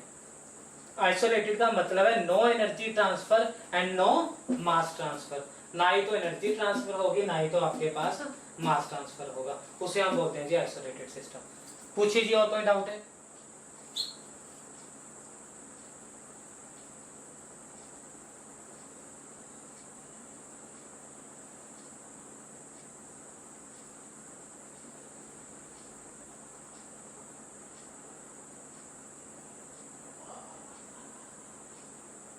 हाँ जी चेतन राजपूत जी, आप पूछ रहे हो क्लोज सिस्टम की कोई और एग्जांपल? क्लोज सिस्टम की अगर मैं आपको एग्जांपल क्या बोलता हूँ कि मेरे पास ना एक कंटेनर है, उस कंटेनर के अंदर मैं अलग अलग तरह की गैस को ऐड कर देता हूँ। ध्यान से समझिए, ये मेरे पास एक कंटेनर है, इस कंटेनर के अंदर ना मैंने मिक्सचर ऑफ गैसें डाल दिया, मतलब कि मैंने एयर भी डाल दी, नाइट्रोजन डाल दी, अलग अलग तरह की गैसें डाली और इसके ढक्कन को पूरा सील कर दिया। मैंने सील कर दिया, ठीक है। अब मैंने इसको टेम्परेचर अप्लाई किया इस पे, तो जब मैं इसको टेम्परेचर अप्लाई करूंगा तो इनके मॉलिक्यूल्स आपस में कोलाइड करेंगे। कोलाइड करेंगे तो इनके मॉलिक्यूल्स का बिहेवियर चेंज होगा या नहीं होगा? होगा। कब होगा? जब एनर्जी ट्रांसफर होगा, मैंने क्या किया, इसको पूरा इग्नाइट कर दिया। इग्नाइट का मतलब मैंने इसे जला दिया, और जलाने के बाद मैंने एक पूल ऑफ वाटर में डाल दिया, है ना, पानी के अंदर डाल दिया, ठंडे तालाब के अंदर डाल दिया, और उसको मैंने बाहर निकाला। जब मैंने उसको बाहर निकाला, तो जब मैंने उस कंटेनर को स्टडी किया तो मैंने क्या पाया, जैसे इसके मॉलिक्यूल्स इनिशियल कंडीशन में थे वैसे फिर से हो गए हैं, और उसका जो मास है वो क्या है, कांस्टेंट है। क्योंकि मास चेंज होने के लिए आपको यार बाउंड्री को क्रॉस करना पड़ता है, पर बाउंड्री मैंने यहाँ पे क्या कर दी, सील्ड कर दी। तो वो और किसकी एग्जांपल होगी जी, क्लोज सिस्टम की एग्जांपल होगी। आ गया समझ में? ठीक है, तो ये था। कल से हम स्टार्ट करेंगे डेंसिटी की, फ्लूइड की क्या क्या प्रॉपर्टीज होंगी। करो जी सर, यूनिवर्स एग्जांपल को एक्सप्लेन करना। देखिए यूनिवर्स क्या है, यूनिवर्स का मतलब क्या है कि ना सिस्टम के अंदर, बाउंड्री के अंदर, सराउंडिंग के अंदर कुछ भी होता रहे, यूनिवर्स पे कोई इफेक्ट नहीं पड़ता है। System plus surrounding is equal to universe. मर रहा है, जी रहे हो, किसी यूनिवर्स के ऊपर कोई भी इफेक्ट नहीं पड़ने वाला है, तो उसे हम क्या बोलते हैं, सिंपली द आइसोलेटेड सिस्टम बोलते हैं। तो जो मैंने आपको यूनिवर्स, सिस्टम प्लस सराउंडिंग हमेशा क्या बनाते हैं जी, यूनिवर्स बनाते हैं। तो यूनिवर्स क्या है आपके पास, एक आइसोलेटेड सिस्टम है। अब बता दीजिए कोई और डाउट है? समझ में आया आपको जितना आज का लेक्चर हमने किया? क्या क्या सिलेबस है, कितने मार्क्स का आएगा, कितने आवर्स में खत्म होगा? किसी को उससे रिलेटेड अभी भी डाउट है तो पूछ लीजिए। जो हमने पढ़ा उसमें कोई डाउट है तो वो पूछ लीजिए। कोई भी अगर आपको डाउट है तो पूछ लीजिए।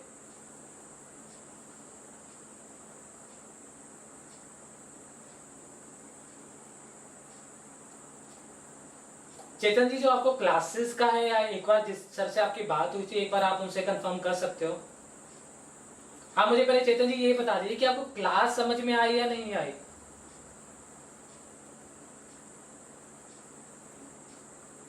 जो मैंने पढ़ाया आपको कुछ थोड़ा बहुत भी समझ में आया या नहीं आया?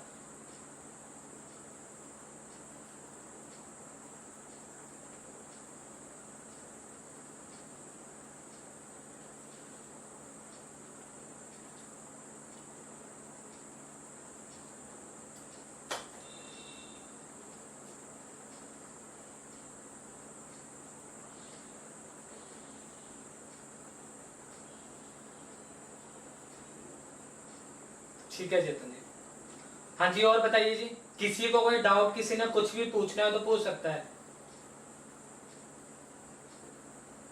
एग्जाम से रिलेटेड कोई डाउट है, तैयारी से रिलेटेड कोई डाउट है, सब्जेक्ट से रिलेटेड कोई डाउट है, कुछ भी पूछना है जी पूछ लीजिए।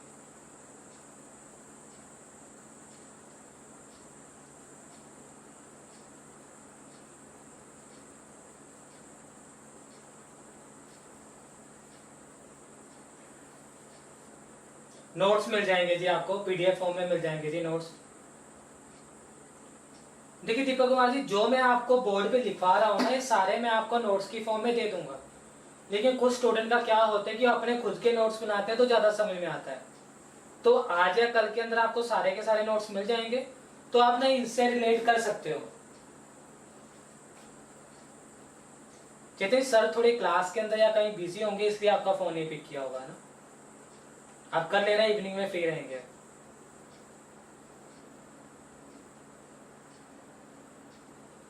नोट्स मिल जाएंगे जी आपको, एमसीक्यूज भी मिल जाएंगे।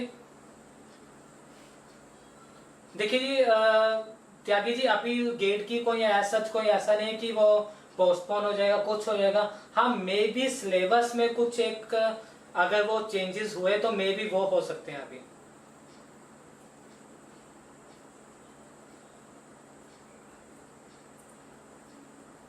शाह जी, डेली जो है 2 आवर्स की क्लास रहेगी। ड्यूरेशन मैं आपको बता चुका हूँ कि पहले ही 60 आवर्स लगेंगे, 60 to 65, और वो भी डिपेंड करेगा आप लोगों के ऊपर कि रिस्पॉन्स कैसा आता है, कितना आप लोगों को समझ में आ रहा है।